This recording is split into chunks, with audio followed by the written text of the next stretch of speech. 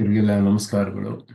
ಶ್ರೀನಿವಾಸೇತಿ ಶ್ರೇಷ್ಠತೆಯ ಪಾತ್ರಂ ಗುಣಾನ್ವಿತಃ ಕೌಶಿಕೋನಂತರಂಗಾರ್ಯ ಚಿರಂ ವಿಜೇತಾಂ ಭುವಿ ನ್ಯಸ್ತಾತ್ಮೀಯಭರಂ ವರಪ್ರದಗುರೋ ವೈರಾಗ್ಯಭಾಗ್ಯೋರ್ಧೌ ವೇದಾಂತಾಮೃತಸಾರವಂತಮನಘಾತ್ ಶ್ರೀನಿವಾಸಾತ್ ಗುರೋಃ ಶ್ರೀಶೈಲಾನ್ಮಯಕೌಸ್ತುಭಸ್ಥಿತನಯಂ ಶ್ರೇಯೋನಿಧೇ ಶ್ರೀನಿಧೇಃ ವಂದೇ ಸಾಧುಕಟಾಕ್ಷಗೇಳಿನಿಲಯಂ ಶ್ರೀಕೃಷ್ಣಸದ್ದೇಶಿಕಂ ಶ್ರೀವಾಸರಂಗಪರಕಾಲಮುನಿತ್ರಯಾಪ್ತಲಕ್ಷ್ಮಾತ್ಮರಕ್ಷಣೆ ಚಿತ್ವೈಗಾಗಮಾन्तम् आचार्यभक्तिपरिपूतमनर्घशीलं गोपालदेशिकमुनिं गुरुमाश्रयामः। नारायणाख्यतिराजपदाब्जभृङ्गश्रीवासयोगिगुरुणार्पितभारमीशे भक्त्यादिपूर्णवरदारिकृपात्तचिह्नं श्रीश्रीनिवासमुनिवर्यमहं प्रपद्ये। श्रीनारायणयोगीन्द्रवरदारिकृपाश्रयं रङ्गेशपादविनुतं श्रीनिवासमुनिं भजे। श्रीमान् वेङ्कटनाथार्य कवितार्किककेसरी वेदान्ताचार्यवर्त्यो मे सन्निधत्तां सदा हृदि यो नित्यमच्युतपदां जयुग्मरुक्मव्यामोहतस्तरितराणि दिनाय मेने अस्मद्गुरोर्भगवतोऽस्तिरेकसिन्धो रामानुजस्य चरणौ शरणं प्रपद्ये। यतीन्द्रकृतभाष्यार्थाद्व्याख्यानेन दर्शिताः परं सुदर्शनार्यं तं वन्दे कुरकुलाधिपं येनोपनिषदां भाष्यं रामानुजमतानुगं रम्यं कृतं प्रपद्ये तं रङ्गरामानुजं मुनिम् अद्भुतं यस्य विक्रान्तं वेदवीथीविशोधने अपरं निगमान्तार्यं प्रपद्ये वीरराघवम् अतसी गुच्छसच्छायमञ्चितोरस्थलं श्रिया अञ्जनाचलशृङ्गारमञ्जलिर्मम गाहताम्। ॐ पूर्णमदः पूर्णमिदं पूर्णात् पूर्णमुदच्यते पूर्णस्य पूर्णमादाय पूर्णमेवावशिष्यते। ॐ शान्तिः शान्तिः शान्तिः।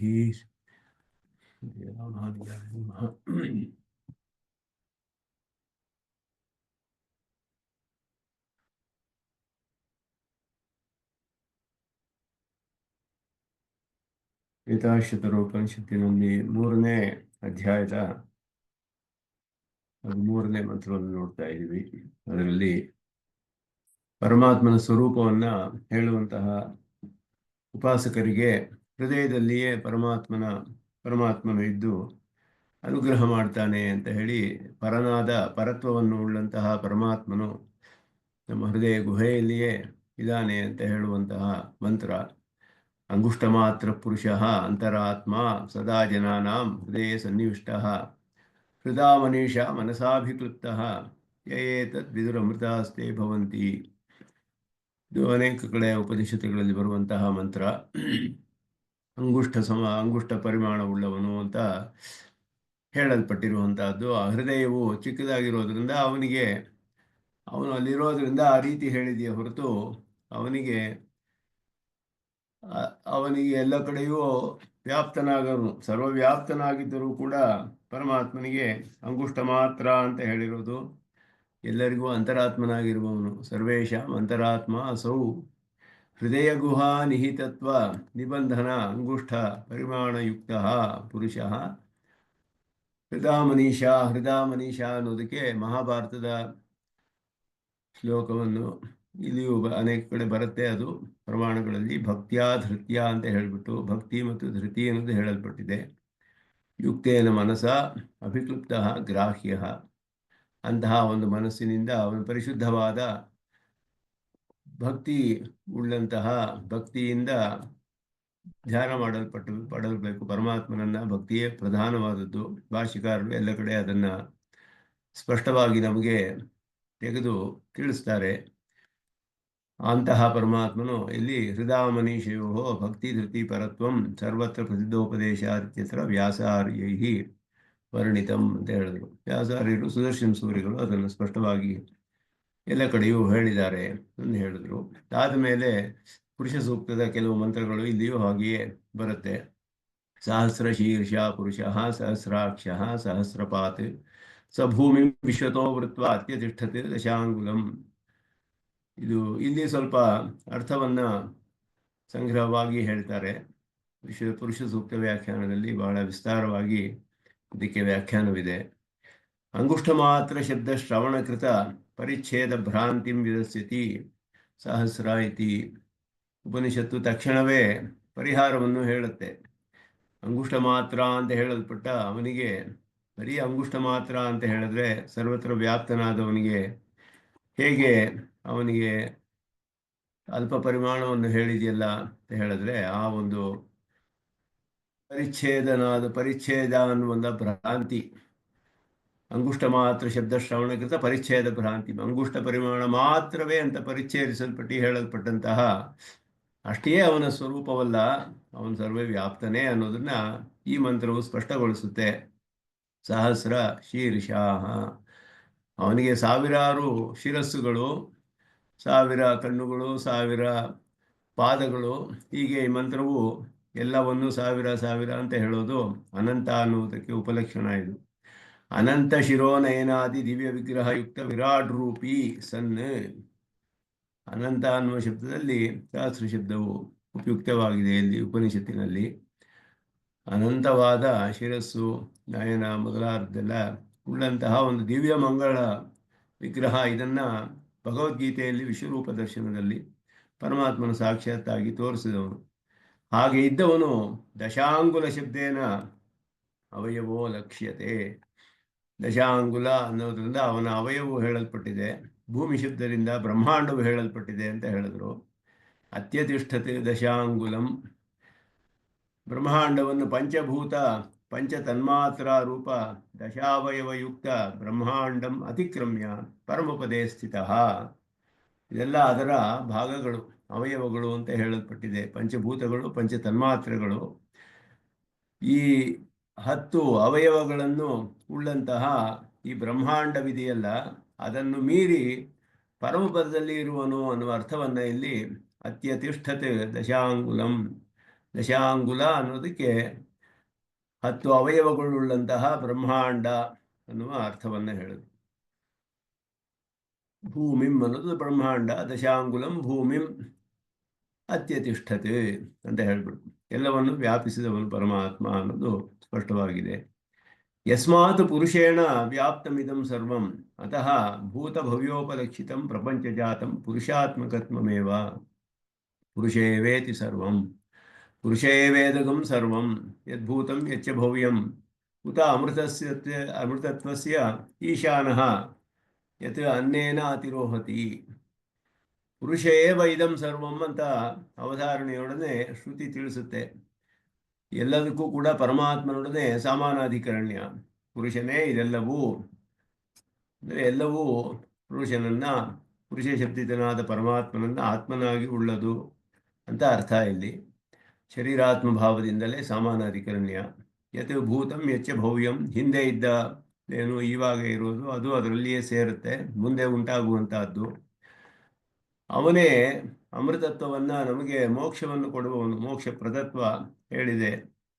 ಉತ ಅಮೃತತ್ವ ಅಂತ ಇಲ್ಲಿ ಯಾವ ಪುರುಷನಿಂದ ಇದೆಲ್ಲವೂ ವ್ಯಾಪ್ತವಾಗಿದೆಯೋ ಅವನು ಅತಃ ಯಸ್ಮಾತ್, ಯಾವ ಕಾರಣದಿಂದ ಅವನು ಸರ್ವವ್ಯಾಪಿಯಾಗಿದ್ದಾನೋ ಅದರಿಂದಲೇ ಭೂತ ಭವ್ಯ ಉಪಲಕ್ಷಿತಂ ಪ್ರಪಂಚಜಾತಂ, ಪ್ರಪಂಚ ಸಮೂಹವನ್ನೆಲ್ಲವೂ ಕೂಡ ಪುರುಷಾತ್ಮಕಮೇವ, ಎಲ್ಲವೂ ಪುರುಷಾತ್ಮಕವೇ ಅನ್ನೋದನ್ನ ಪುರುಷ ಏವ ಅನ್ನೋದು ತಿಳಿಸುತ್ತೆ.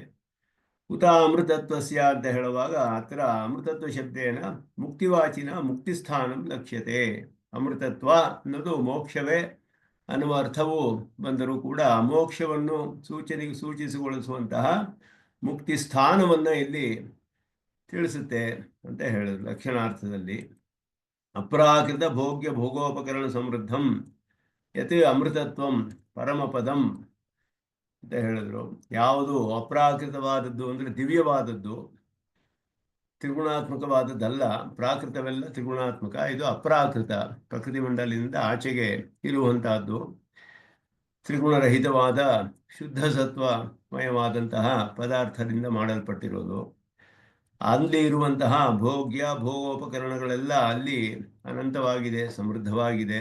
ಅವುಗಳಿಂದ ಸಮೃದ್ಧವಾದಂತಹ ಅಮೃತತ್ವವು ಪರಮಪದವೇ ಅಂತ ಹೇಳಿದ್ರು. ಅನ್ನೇ ಅಂತ ಹೇಳಿ ಪ್ರಕೃತಿ ಪ್ರಾಕೃತ ಸಂಬಂಧೆ ಇಲ್ಲಿ ಹೇಳುವಾಗ ಇಲ್ಲಿ ಬಹಳ ಸ್ವಾರಸ್ಯವಾಗಿ ಪದಚ್ಛೇದವನ್ನು ಮಾಡ್ತಾರೆ. ಯದ್ ಅನ್ನೇನ ಅತಿರೋಹತಿ, ಪುರುಷ ಸೂಕ್ತದಲ್ಲಿ ಅನ್ನೇನ ಅತಿರೋಹತಿ ಅಂತಾನು ಹೇಳಿದ್ರು. ಇಲ್ಲಿ ಅನ್ನೇ ನಾತಿರೋಹತಿ ಅಂತ ಪದಚ್ಛೇದವನ್ನು ಮಾಡ್ತಾರೆ ವ್ಯಾಖ್ಯಾನದಲ್ಲಿ. ಅಂತ ಹೇಳಿದ್ರೆ ಪ್ರಕೃತಿ ಮಂಡಲದ ಒಂದು ಪ್ರಕೃತಿ ಪ್ರಾಕೃತ ಸಂಬಂಧದಲ್ಲಿ ನಾತಿರೋಹತಿ ನೋತ್ಪದ್ಯತೆ. ಪ್ರಕೃತಿ ಪ್ರಾಕೃತ ಸಂಬಂಧದಿಂದ ಉತ್ಪನ್ನವಾಗುವುದಿಲ್ಲ ಅದು. ತಸ್ಯಾಪಿ ಅಮೃತತ್ವಸ್ಯ ಅಸೌ ಈಶಾನಃ. ಆ ಅಮೃತತ್ವಕ್ಕೂ ಇವನೇ ಒಡೆಯನಾದವನು, ಇವನೇ ಸ್ವಾಮಿಯಾದವನು ಅಂತ ಅರ್ಥ ಮಾಡಿದ್ರು ಇಲ್ಲಿ. ಇದು ಅಮೃತತ್ವಂ ಪರಮಪದಂ ಅನ್ನೇ ನಾತಿರೋಹತಿ ಅಂತ ಹೇಳಿದ್ರು. ಆ ಅಮೃತತ್ವ ಹೇಳಲ್ಪಟ್ಟ ಪರಮಪದವು ಭೋಗ್ಯ ಭೋಗೋಪಕರಣ ಸ್ಥಾನದಿಂದ ಉಂಟಂತಹ ಸಮೃದ್ಧವಾದ ಪರಮಪದವು, ಆ ಪರಮಪದವು ಈ ಪ್ರಕೃತಿ ಪ್ರಾಕೃತ ಸಂಬಂಧದಿಂದ ಉತ್ಪನ್ನವಾಗುವುದಿಲ್ಲ. ಆದ್ದರಿಂದ ತಸ್ಯಾಪಿ ಅಮೃತತ್ವಸ್ಯ ಅಸೌ ಈಶಾನಃ ಅಂತ ಹೇಳಿದ್ರು. ಅವನೇ ಅದಕ್ಕೂ ಕೂಡ ಒಡೆಯನಾದವನು ಅಂತ ಹೇಳಿ ಅದನ್ನು ಸ್ಪಷ್ಟಪಡಿಸ್ತಾರೆ. ಅತಶ್ಚ ಉಭಯ ವಿಭೂತಿ ನಾಯಕ ಯುಕ್ತತ್ವಂ ಉಕ್ತಂ ಭವತಿ. ಉಭಯ ವಿಭೂತಿ ನಾಯಕನಾದವನು ಪರಮಾತ್ಮನೇ ಅನ್ನುವುದು ಇಲ್ಲಿ ಹೇಳಲ್ಪಡುತ್ತೆ ಅಂತ ಹೇಳಿದ್ರು. ಉತ್ತಮ ಸ್ವಾಮಿಗಳು ಇದಕ್ಕೆ ವ್ಯಾಖ್ಯಾನದಲ್ಲಿ ತಿಳಿಸ್ತಾರೆ. ಸಹಸ್ರ ಶೀರ್ಷೇತ್ಯಾದೇಹ ಸರ್ವಜ್ಞತ್ವಾತ್ ಸರ್ವಶಕ್ತಿತ್ವಾಚ ಸರ್ವತ್ರ ಶಿರಶ್ಚಕ್ಷುಃ ಪಾದ ಕಾರ್ಯಕರಣ ಸಮರ್ಥಃ ಇತಿ ಏತಾವನ್ಮಾತ್ರ ಪರತ್ವಮಪಿ ಸುಬಾಲೋಪನಿಷದ್ ವ್ಯಾಖ್ಯಾನಾದೌ ದೃಷ್ಟಂ. ಅಲ್ಲಿಯೂ ಕೂಡ ಅದರಲ್ಲಿಯೂ ಸುಬಾಲೋಪನಿಷತ್ತಿನಲ್ಲಿ ಈ ರೀತಿ ಅರ್ಥವೂ ಇದೆ. ಸಹಸ್ರ ಶೀರ್ಷ ಮೊದಲಾದವುಗಳಿಗೆ ಸರ್ವಜ್ಞನಾಗಿರುವುದರಿಂದಲೂ ಸರ್ವಶಕ್ತಿಯನ್ನು ಆಗಿರುವುದರಿಂದಲೂ ಎಲ್ಲ ಕಡೆಯೂ ಶಿರಸ್ಸು ಚಕ್ಷುಸ್ಸು ಮೊದಲಾದ ಪಾದ ಇವುಗಳೆಲ್ಲ ಮಾಡುವ ಕೆಲಸವನ್ನೆಲ್ಲ ಮಾಡುವಂತಹ ಸಾಮರ್ಥ್ಯವುಳ್ಳವನು.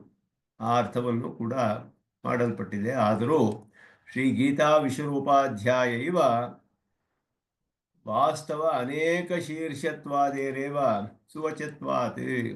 ಎಲ್ಲ ನಿಜವಾದ ಅನೇಕ, ಎಲ್ಲಕ್ಕೂ ಅವನು ಆತ್ಮನಾಗಿರೋದ್ರಿಂದ ಎಲ್ಲವೂ ಅವನಿ ರೂಪಗಳೇ. ಆದ್ದರಿಂದ ಅವನು ಅನುಪ್ರವೇಶ ಮಾಡಿ ಎಲ್ಲ ರೂಪನಾಮಗಳು ಅವನೇ ಆಗಿದ್ದಾನೆ. ಆತ್ಮಪರ್ಯಂತವಾಗಿ ಎಲ್ಲ ಶಬ್ದಗಳಿಗೂ ಅರ್ಥವಿರೋದ್ರಿಂದ ಅಪರ್ಯವಸಾನ ವೃತ್ತಿಯಿಂದ. ಆದ್ದರಿಂದ ಯಥಾಶ್ರುತಮೇವಾರ್ಥಮಾಹ ದಿವ್ಯ ವಿಗ್ರಹಯುಕ್ತ ವಿರಾಟ್ ರೂಪಿ ಅಂತ ಹೇಳಿಬಿಟ್ಟು, ರೂಪಮನ್ಯಧರೇರ್ ಮಹತ್ ಅಂತ ಹೇಳಿಬಿಟ್ಟು ವಿಷ್ಣು ಪುರಾಣವು ಹೇಳುತ್ತೆ. ಅವನಿಗೆ ವಿರಾಟ್ ರೂಪನಾದವನು ಪರಮಾತ್ಮ.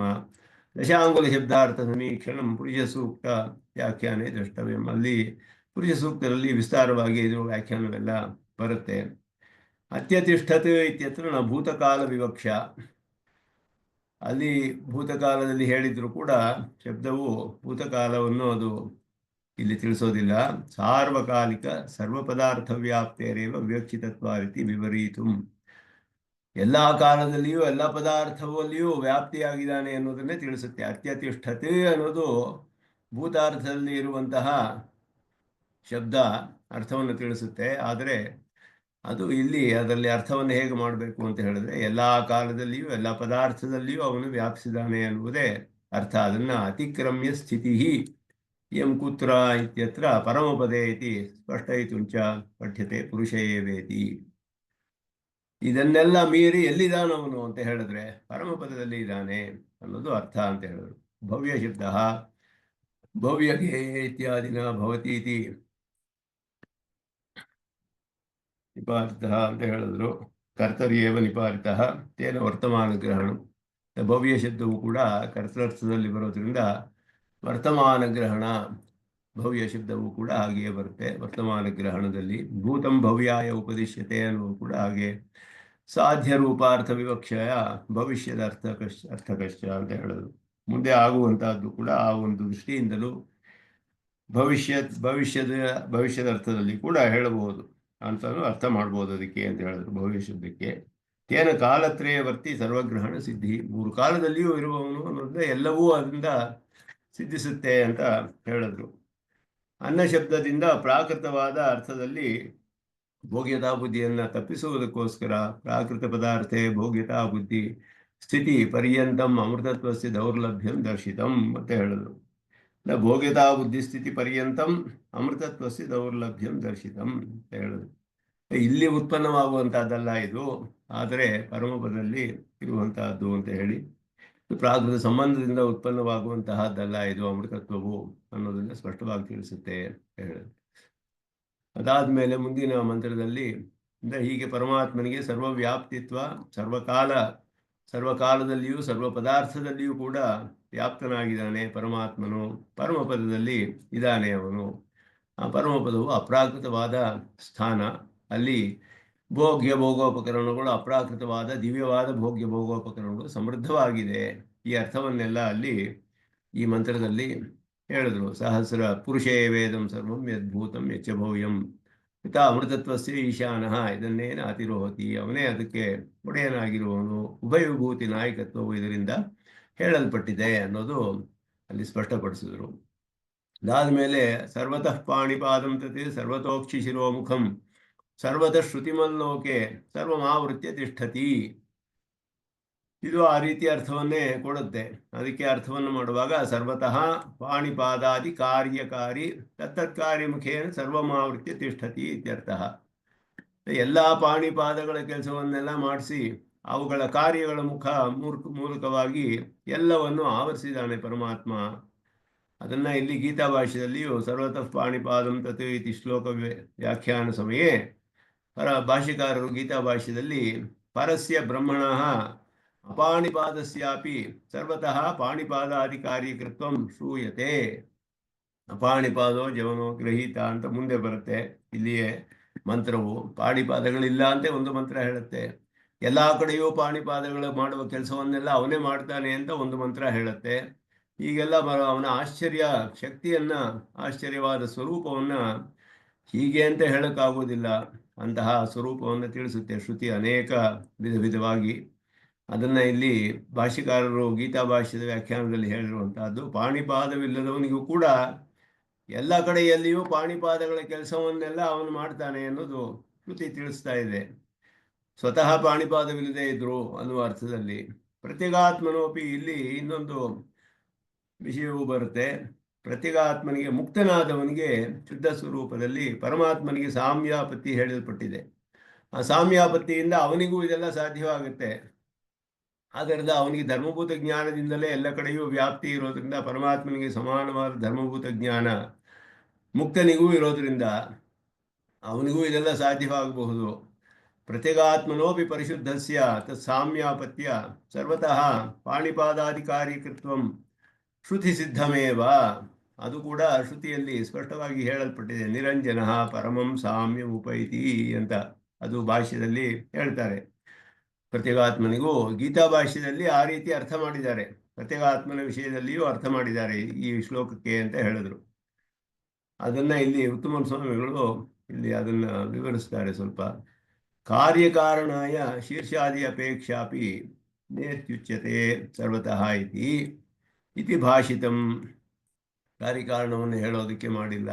ಜೀವಸ್ಯ ವಿರಾಟ್ ರೂಪ ತುಲ್ಯ ರೂಪಶಾಲಿತ್ವೇ ಪ್ರಮಾಣಾಭಾವಾತ್ ತದ್ವಿಷಯ ತತ್ಕಾರ್ಯಕೃತ್ವಪರತೆಯ ಗೀತಾ ಭಾಷ್ಯಾಖ್ಯಾನೇಪಿ ಪರಮಾತ್ಮನಃ ಸಾಕ್ಷಾತ್ ತಾದೃಶ ವಿಗ್ರಹವತ್ವಸ್ಯೈವ ಸಂವಾದೆ ಕಿಮಿತಿ ಕ್ಲಿಷ್ಟಂ ವ್ಯಾಖ್ಯೇಯಂ ಇತಿ ಚೇತ್. ಯಾಕೆ ಕಷ್ಟಪಟ್ಟು ಇದು ವ್ಯಾಖ್ಯಾನ ಮಾಡಬೇಕು? ಜೀವಾತ್ಮನಿಗೆ ವಿರಾಟ್ ರೂಪತ್ವ ಅನ್ನೋದು ಇಲ್ಲ. ಅವನಿಗೆ ವಿರಾಟ್ ರೂಪ ಅನ್ನೋದಿಲ್ಲ. ಧರ್ಮಭೂತ ಜ್ಞಾನದಿಂದ ವ್ಯಾಪ್ತಿ ಇದ್ರೂ ವಿರಾಟ್ ರೂಪತ್ವ ಅನ್ನೋದು ಅವನಿಗೆ ಸಮಾನವಾದ ರೂಪವೂ ಇಲ್ಲ ಅವನಿಗೆ. ಆದ್ದರಿಂದ ಆ ಕಾರ್ಯವೆಲ್ಲ ಮಾಡಿಸೋದು ಎಲ್ಲ ಕಡೆಯೂ ಅವನಿಗೆ ಗೀತಾ ಭಾಷೆಯಲ್ಲಿ ವ್ಯಾಖ್ಯಾನ ಮಾಡಿದ್ರು. ಪರಮಾತ್ಮನಿಗೆ ಸಾಕ್ಷಾತ್ತಾಗಿ ಅದೇ ವಿಗ್ರಹವೇ, ಅವನೇ ಸಾಕ್ಷಾತ್ತಾಗಿ ಎಲ್ಲವೂ ಅವನ ರೂಪ ಆಗಿರೋದ್ರಿಂದ ಸ್ಪಷ್ಟವಾಗಿ ಹಾಗೆಯೇ ಹೇಳಿಬಿಡ್ಬೋದಲ್ಲ. ಯಾಕೆ ಹೀಗೆ ಕಷ್ಟಪಟ್ಟು ಇದೆಲ್ಲ ಸ್ಥಾಪನೆ ಮಾಡಬೇಕು ಅಂದರೆ, ಪಾಣ್ಯಾದಿ ದೇಶೇ ಪಾದಾದಿ ಅಸಂಭವೇನ ಸರ್ವತಃ ಪಾಣಿಪಾದತ್ವಾದಿವರ್ಣನಮಪಿ ಕ್ಲಿಷ್ಟಮೇವ. ನೇರವಾಗಿ ಹೇಳಿದ್ರು ಕಷ್ಟವಿದೆ. ಉಪನಿಷತ್ ಮಂತ್ರಗಳಿಗೆ ಎಷ್ಟು ಕಷ್ಟ ಅರ್ಥ ಮಾಡೋದು ಅಂದರೆ, ಇಲ್ಲಿ ಪ್ರತಿಗಾತ್ಮ ವಿಷಯದಲ್ಲಿಯೂ ಅರ್ಥ ಮಾಡ್ಬೋದು ಅಂತ ಹೇಳಿದ್ರು. ಅದು ಕೂಡ ಶ್ರುತಿಯಲ್ಲಿ ಸಿದ್ಧವಾಗಿದೆ ಅಂತ ಹೇಳಿ ಗೀತಾ ಭಾಷ್ಯದಲ್ಲಿ ಮಾಡಿದ್ದಾರೆ ಅಂತ ಹೇಳಿದ್ರು. ಇಲ್ಲಿ ಪರಮಾತ್ಮನಿಗೆ ಕಾರ್ಯಕಾರಣ ಭಾವ ಇಟ್ಕೊಂಡು ಎಲ್ಲ ಕಡೆಯೂ ಪಾಣಿಪಾದಗಳ ಕಾರ್ಯವನ್ನೆಲ್ಲ ಮಾಡ್ತಾನೆ ಅನ್ನುವ ಅರ್ಥವನ್ನು ಮಾಡಿದ್ರು. ಅವನಿಗೆ ಸಾಕ್ಷಾತ್ತಾಗಿ ವಿಗ್ರಹವಿರೋದ್ರಿಂದ ಎಲ್ಲವೂ ಅವನ ರೂಪವೇ ಆಗಿರೋದ್ರಿಂದ ನೇರವಾಗಿ ಹೇಳಿಬಿಡ್ಬೋದಲ್ಲ. ಅಂದರೆ ಸರ್ವತಃ ಪಾಣಿಪಾದಂ ಅಂತ ಹೇಳಿದ್ರೆ ಪಾಣಿ ಎಲ್ಲ ಕಡೆಯೂ ಇದ್ರೆ ಪಾದವೂ ಎಲ್ಲ ಕಡೆಯೂ ಇದೆ ಅಂತ ಅರ್ಥ ಮಾಡಿದ್ರೆ, ಪಾಣಿ ಇರೋ ಕಡೆ ಪಾದ ಇರೋದಿಲ್ಲ. ಆದ್ದರಿಂದ ಎರಡೂ ಒಂದೇ ಕಡೆ ಇರೋ ಹಾಗೆ ಅರ್ಥ ಮಾಡಬೇಕಾಗುತ್ತೆ. ಅದು ಕೂಡ ಸ್ವಲ್ಪ ಕಷ್ಟವೇ ಹಾಗೆ ಅರ್ಥ ಮಾಡೋದು ಕೂಡ ಅಂತ ಹೇಳ್ತಿದ್ದಾರೆ. ಪಾಣ್ಯಾದಿ ದೇಶೆ ಪಾದಾದಿ ಅಸಂಭವೇನ. ಸರ್ವತಃ ಪಾಣಿ ಸರ್ವತಃ ಪಾದ ಅಂತ ಹೇಳಿದ್ರೆ ಎಲ್ಲ ಕಡೆಯೂ ಎರಡೂ ಇರಬೇಕು ಅವಾಗ. ಆ ರೀತಿ ಅರ್ಥ ಮಾಡೋದು ಕಷ್ಟವಾಗುತ್ತೆ, ನೇರವಾಗಿ ಆ ರೀತಿ ಅರ್ಥ ಮಾಡಿದ್ರೆ ಅಂತ ಅರ್ಥ ಮಾಡಿದ್ರು. ಆದ್ದರಿಂದ ವಸ್ತುತಃ ಪೂರ್ವಂ ಅತ್ರೈವ ವಿಶ್ವತಶ್ಚಕ್ಷುರಿತಿ ಮಂತ್ರೇಣ ತಸ್ಯ ಅರ್ಥಸ್ಯ ಉಕ್ತತ್ವಾತ್. ವಿಶ್ವತಶ್ಚಕ್ಷು ಅನ್ನೋ ಮಂತ್ರದಲ್ಲಿ ಆಗಲೇ ಅರ್ಥ ಹೇಳಿರೋದ್ರಿಂದ ಪೌನರುಕ್ತ್ಯಂ ಆಭೂದಿತಿ ಅರ್ಥಾಂತರಂ ವಿವಕ್ಷತ ತತ್ರ ಭಗವದ್ಭಾಷ್ಯಕಾರ ಸಮ್ಮತಿರಪಿ ದರ್ಶಿತ ಇತಿ ಧ್ಯೇಯಂ. ಭಾಷ್ಯಕಾರರಿಗೂ ಸಮ್ಮತವಾದದ್ದನ್ನು ಹೇಳಿ ಬೇರೆ ಅದು ಮತ್ತೆ ಪುನರುಕ್ತಿಯನ್ನು, ಈ ಪುನರುಕ್ತಿ ಇಲ್ಲ ಅನ್ನೋ ತಿಳಿಸೋದಕ್ಕೋಸ್ಕರ ಈ ರೀತಿ ಇಲ್ಲಿ ಅರ್ಥ ಮಾಡಿದ್ದಾರೆ. ಎಲ್ಲ ಕಡೆಯೂ ಎಲ್ಲದರುಗಳ ಕಾರ್ಯಗಳನ್ನು ಮಾಡುವಂತಹ ಸಾಮರ್ಥ್ಯವುಳ್ಳವನು ಅನ್ನೋ ಅರ್ಥವನ್ನು ಮಾಡಿದ್ರು ಇಲ್ಲಿ. ಸರ್ವತಃ ಪಾಣಿಪಾದಾದಿ ಕಾರ್ಯಕಾರಿ ತತ್ತತ್ ಕಾರ್ಯಮುಖೇನ ಸರ್ವಮಾವೃತ್ಯ ತಿಷ್ಠತಿ. ಆಯಾ ಕಾರ್ಯಗಳ ಮೂಲಕ ಎಲ್ಲವನ್ನು ಆವರಿಸಿದ್ದಾನೆ, ಎಲ್ಲವನ್ನು ಮಾಡಿಸೋನು ಅವನೇ ಪರಮಾತ್ಮನು. ಎಲ್ಲ ಪಾಣಿಪಾದಗಳ ಕಾರ್ಯವನ್ನು ಮಾಡಿಸೋನೇ ಅವನು ಅಂತರ್ಯಾಮಿಯಾಗಿ ಅನ್ನುವ ಅರ್ಥವನ್ನೇ ಇಲ್ಲಿ ಮಾಡಿದ್ರು. ಇದು ಕೂಡ ಅಲ್ಲಿ ಇದೆಲ್ಲ ಪುನರುಕ್ತಿ ಬರದೇ ಇರುವ ಹಾಗೆಯೂ ಈ ರೀತಿ ಅರ್ಥವನ್ನ ಮಾಡಿದ್ದಾರೆ ಅಂತ ಹೇಳಿದ್ರು. ಅದನ್ನ ಇಲ್ಲಿ ಏನು ಹೇಳಿದ್ದಾರೆ, ಕಡೆಯಲ್ಲಿ ಹೇಳ್ತಾರೆ, ಸರ್ವೇಂದ್ರಿಯ ವಿವರ್ಜಿತಮಿತಿ ಪದಂ ಶ್ರೂಯಮಾಣಂ ಪಾಣಿಪಾದಾದಿ ಅಭಾವಂ ಬೋಧಯತಿ ಪಾಣಿಪಾದಾದಿ ಕಾರ್ಯಕೃತಮರ್ಥಂ ಇಹ ವಿವಕ್ಷಿತಂ ದರ್ಶಯತಿ ಉಪರಿಚ ಅಪಾಣಿಪಾದ ಇತ್ಯಾದಿ ಅನುವಾದ. ಈ ಅರ್ಥಗಳೆಲ್ಲ ಮುಂದೆಯೂ ಮಂತ್ರದಲ್ಲಿ ಬರುತ್ತೆ. ಇದೇ ಮಂತ್ರಗಳೇ ಅಪಾಣಿಪಾದ ಜವನೋ ಗ್ರಹೀತ ಮೊದಲಾದ ಮಂತ್ರಗಳು ಹೇಳುತ್ತೆ. ಇಲ್ಲಿ ಸರ್ವತಃ ಪಾಣಿಪಾದಂ ತತೆ ಸರ್ವದೋಕ್ಷಿ ಶಿರೋಮುಖಂ ಮೊದಲಾದ ಹೇಳಿರೋದು. ಪಾಣಿಪಾದಗಳ ಕಾರ್ಯವು ಎಲ್ಲೆಲ್ಲಿ ಎಲ್ಲ ಕಡೆಯೂ ನಡೆಯುತ್ತೋ ಅದೆಲ್ಲ ಅವನೇ ನಡೆಸ್ತಾ ಇದ್ದಾನೆ. ಅದರ ಮೂಲಕ ಎಲ್ಲವನ್ನು ವ್ಯಾಪಿಸಿದ್ದಾನೆ ಪರಮಾತ್ಮ, ಕಾರ್ಯಗಳನ್ನೆಲ್ಲ ಮಾಡಿಸುವುದರ ಮೂಲಕ ಅಂತ ಹೇಳಿ ಅದನ್ನ ಸರ್ವತಃ ಶ್ರುತಿಮತ ಲೋಕೆ ಸರ್ವಮಾವರ್ತ್ಯ ತಿಷ್ಠತಿ. ಶಿರಸ್ಸು, ಅಕ್ಷಿ, ಶ್ರೋತ್ರೇಂದ್ರಿಯವೇನು, ಇದೇನು, ಎಲ್ಲ ಏನೇನು ಕೆಲಸಗಳು ನಡೆಯುತ್ತೋ ಎಲ್ಲವನ್ನೂ ವ್ಯಾಪಿಸಿ ಅವುಗಳ ಕಾರ್ಯವನ್ನು ಮಾಡಿಸುವುದರ ಮೂಲಕ ಸರ್ವವನ್ನೂ ವ್ಯಾಪಿಸಿ ಪರಮಾತ್ಮನು ಇದಾನೆ ಅನ್ನೋದು ಸರ್ವಂ ಆವೃತ್ಯ ತಿಷ್ಠತಿ ಅನ್ನೋದಕ್ಕೆ ಅರ್ಥ ಮಾಡಿದ್ರು ಇಲ್ಲಿ. ಸರ್ವೇಂದ್ರಿಯ ಗುಣಾಭಾಸಂ ಸರ್ವೇಂದ್ರಿಯ ವಿವರ್ಜಿತಂ ಸರ್ವಸ್ಯ ಪ್ರಭುಂ ಈಶಾನಂ ಸರ್ವಸ್ಯ ಶರಣಂ ಸುಹೃತ್. ಇದು ಶರಣಾಗತಿಗೂ ಕೂಡ ಪ್ರಮಾಣವಾಗಿ ಹೇಳುವಂತಹ ಮಂತ್ರ. ಅದು ಶರಣಾಗತಿಯ ಶಾಸ್ತ್ರವನ್ನು ಹೇಳುವ ಸಮಯಗಳಲ್ಲಿ ಇದನ್ನ ಶರಣಾಗತಿ ಶ್ರುತಿ ಸಿದ್ಧವಾದದ್ದು ಅಂತ ಸ್ವಾಮಿ ದೇಶಿಕನ್ ಸ್ಥಾಪನೆ ಮಾಡುವಾಗ ಈ ಮಂತ್ರವನ್ನು ಹೇಳ್ತಾರೆ. ಸರ್ವಸ್ಯ ಶರಣಂ ಸುಹೃತ್ ಅಂತ. ಶರಣಂ ಅಂದ್ರೆ ಉಪಾಯ ಅಂತ ಅರ್ಥ. ಅಲ್ಲಿ ಉಪಾಯಾರ್ಥವಾಚಿ, ಎಲ್ಲರಿಗೂ ನೇರವಾಗಿ ಉಪಾಯ ಅವನು ಮೋಕ್ಷಕ್ಕೆ. ಅವನಿಗೆ ಶರಣಾಗತಿ ಮಾಡಿದ್ರೆ ಸಾಕ್ಷಾತ್ತಾಗಿ ಮೋಕ್ಷವನ್ನು ಕೊಡ್ತಾನೆ ಅವನು ಶರಣಾಗತಿಯಿಂದ ಅನ್ನೋ ಅರ್ಥ ಹೇಳುವಾಗ ಇಲ್ಲಿ ಈ ಮಂತ್ರವನ್ನು ಉದಾಹರಿಸ್ತಾರೆ. ಸರ್ವೇಂದ್ರಿಯ ಗುಣಾಭಾಸಂ, ಆಭಾಸ ಅಂದರೆ ಪ್ರಕಾಶ ಅಂತ ಅರ್ಥ. ಸರ್ವೇಂದ್ರಿಯ ಗುಣೈಹಿ ಸರ್ವೇಂದ್ರಿಯ ಜನ್ಯ ಜ್ಞಾನೈಹಿ ಆಭಾಸಃ ಪ್ರಕಾಶಃ ಯಸ್ಯ. ಸರ್ವೇಂದ್ರಿಯ ಜನ್ಯ ಜ್ಞಾನೈಹಿ ಆಭಾಸಃ, ಎಲ್ಲ ಇಂದ್ರಿಯಗಳಿಂದಲೂ ಉಂಟಾಗುವಂತಹ ಜ್ಞಾನಗಳಿಂದ ಪ್ರಕಾಶ ಯಾರಿಗಿದೆಯೋ ಅವನು ಸರ್ವೇಂದ್ರಿಯ ಗುಣಾಭಾಸಂ ಅಂತ ಹೇಳುವವನು.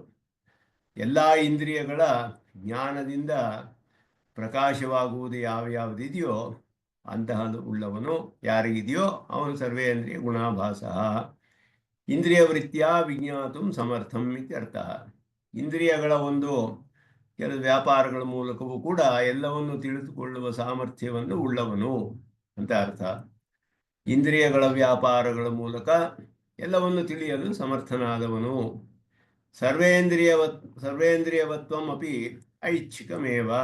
ಆದರೆ ಈ ಸರ್ವೇಂದ್ರಿಯತ್ವ ಅನ್ನೋದು ಅವನಿಗೆ ಯಾವಾಗಲೂ ಇಂದ್ರಿಯಗಳ ಮೂಲಕವೇ ತಿಳಿಯುತ್ತೀಯೇ, ಇಂದ್ರಿಯಗಳಿದ್ದೇ ಹೋದರೆ ಏನೋ ತಿಳಿಯೋದಿಲ್ವೇ ಅವನು ಅಂತ ಹೇಳಿದ್ರೆ ಅದು ಅವನ ಸಂಕಲ್ಪಕ್ಕೆ ಅನುಗುಣವಾಗಿ ಇರುತ್ತೆ. ಐಚ್ಛಿಕ ಅಂದರೆ ಅವನ ಇಚ್ಛೆಗೆ ಅನುಗುಣವಾಗಿದೆ. ನ ಸ್ವಾಭಾವಿಕಂ, ಸ್ವಾಭಾವಿಕವಲ್ಲ ಅದು. ಯಾಕೆ ಅಂದರೆ ಸರ್ವೇಂದ್ರಿಯ ವಿವರ್ಜಿತಂ ಅಂತ ಶ್ರುತಿ ಹೇಳ್ತು. ಇಂದ್ರಿಯಗಳು ಇಲ್ಲ ಅವನಿಗೆ. ಇಂದ್ರಿಯಗಳಿಂದ ಉಂಟಾಗುವ ಜ್ಞಾನವು ಯಾರಿಗೆ ಪ್ರಕಾಶವಾಗುತ್ತೋ ಅದನ್ನು ತಿಳಿಯುವ ಸಾಮರ್ಥ್ಯವುಳ್ಳವನು. ಇಂದ್ರಿಯಗಳು ಇಲ್ಲದೆಯೂ ಎಲ್ಲವನ್ನು ತಿಳಿಯುವವನು. ಇಂದ್ರಿಯಗಳೇ ಇಲ್ಲ ಅವನಿಗೆ ಅಂತಲೂ ಇಂದ್ರಿಯಗಳೇ ಇಲ್ಲದೇ ಇರುವವನು ಕೂಡ ಆಗಿದ್ದಾನೆ ಅವನು. ಸರ್ವಸ್ಯ ಪ್ರಭುಂ ಈಶಾನಂ ಪ್ರಭುತ್ವಂ ಸೇವಾಫಲಪ್ರದತ್ವೇನ. ಯಾರು ಎಲ್ಲ ವಿಧವಾದ ಕೈಂಕರ್ಯಗಳನ್ನೆಲ್ಲ ಮಾಡ್ತಾರೋ ಅವರಿಗೆಲ್ಲ ಫಲಗಳನ್ನೆಲ್ಲ ಕೊಡುವವನು ಪರಮಾತ್ಮ. ಈಶಾನತ್ವಂ ನಿಯಂತ್ರಿತೆಯ ಇತಿ ದ್ರಷ್ಟವ್ಯ. ಪ್ರಭುಂ ಈಶಾನಂ ಸಾಮಾನ್ಯವಾಗಿ ಈ ಶಬ್ದಗಳಿಗೆ ಒಂದೇ ಅರ್ಥವೂ ಕೂಡ ಹೇಳ್ಬೋದು. ಪ್ರಭು ಅಂದ್ರೂ ಈಶಾನ ಅಂದ್ರೂ ಒಂದೇ ಆಗುತ್ತಲ್ಲ.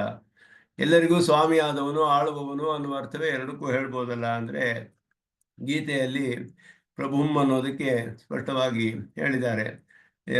ಎಲ್ಲ ಯಜ್ಞಗಳಿಂದಲೂ ಅವನು, ಎಲ್ಲ ಯಜ್ಞಗಳಿಗೂ ಅವನೇ ಪ್ರಭುವಾಗಿದ್ದಾನೆ ಅಂತ ಹೇಳಿದ್ರೆ, ಅಹಂ ಹಿ ಸರ್ವಯಜ್ಞಾನ ಭೋಕ್ತಾ ಚ ಪ್ರಭುರೇವಚ ಅಂತ ಹೇಳುವಾಗ, ಭೋಕ್ತಾ ಆರಾಧ್ಯನಾದವನು, ಪ್ರಭು ಪ್ರಭುರೇವಚ ಅನ್ನುವಾಗ ಫಲಪ್ರದ ಅಂತ ವ್ಯಾಖ್ಯಾನ ಮಾಡುದು. ಫಲಪ್ರದನಾದವನು, ಎಲ್ಲ ಯಜ್ಞಗಳಿಂದಲೂ ಆರಾಧಿಸಲ್ಪಡುವವನು ಪರಮಾತ್ಮನೇ ಮುಖ್ಯಾರ್ಥದಲ್ಲಿ. ಎಲ್ಲ ದೇವತೆಗಳಿಗೂ ಅಂತರ್ಯಾಮಿಯಾಗಿ ಆಯಾ ಹವಿಸ್ಸುಗಳನ್ನೆಲ್ಲ ಅವನೇ ಸ್ವೀಕಾರ ಮಾಡುವವನು. ಮತ್ತೆ ಅವನೇ ಫಲಪ್ರದನಾದವನು. ಆ ದೇವತೆಗಳ ಮೂಲಕ ಫಲಗಳನ್ನೆಲ್ಲ ಕೊಡಿಸ್ತಾನೆ ಅವರಿಗೆ.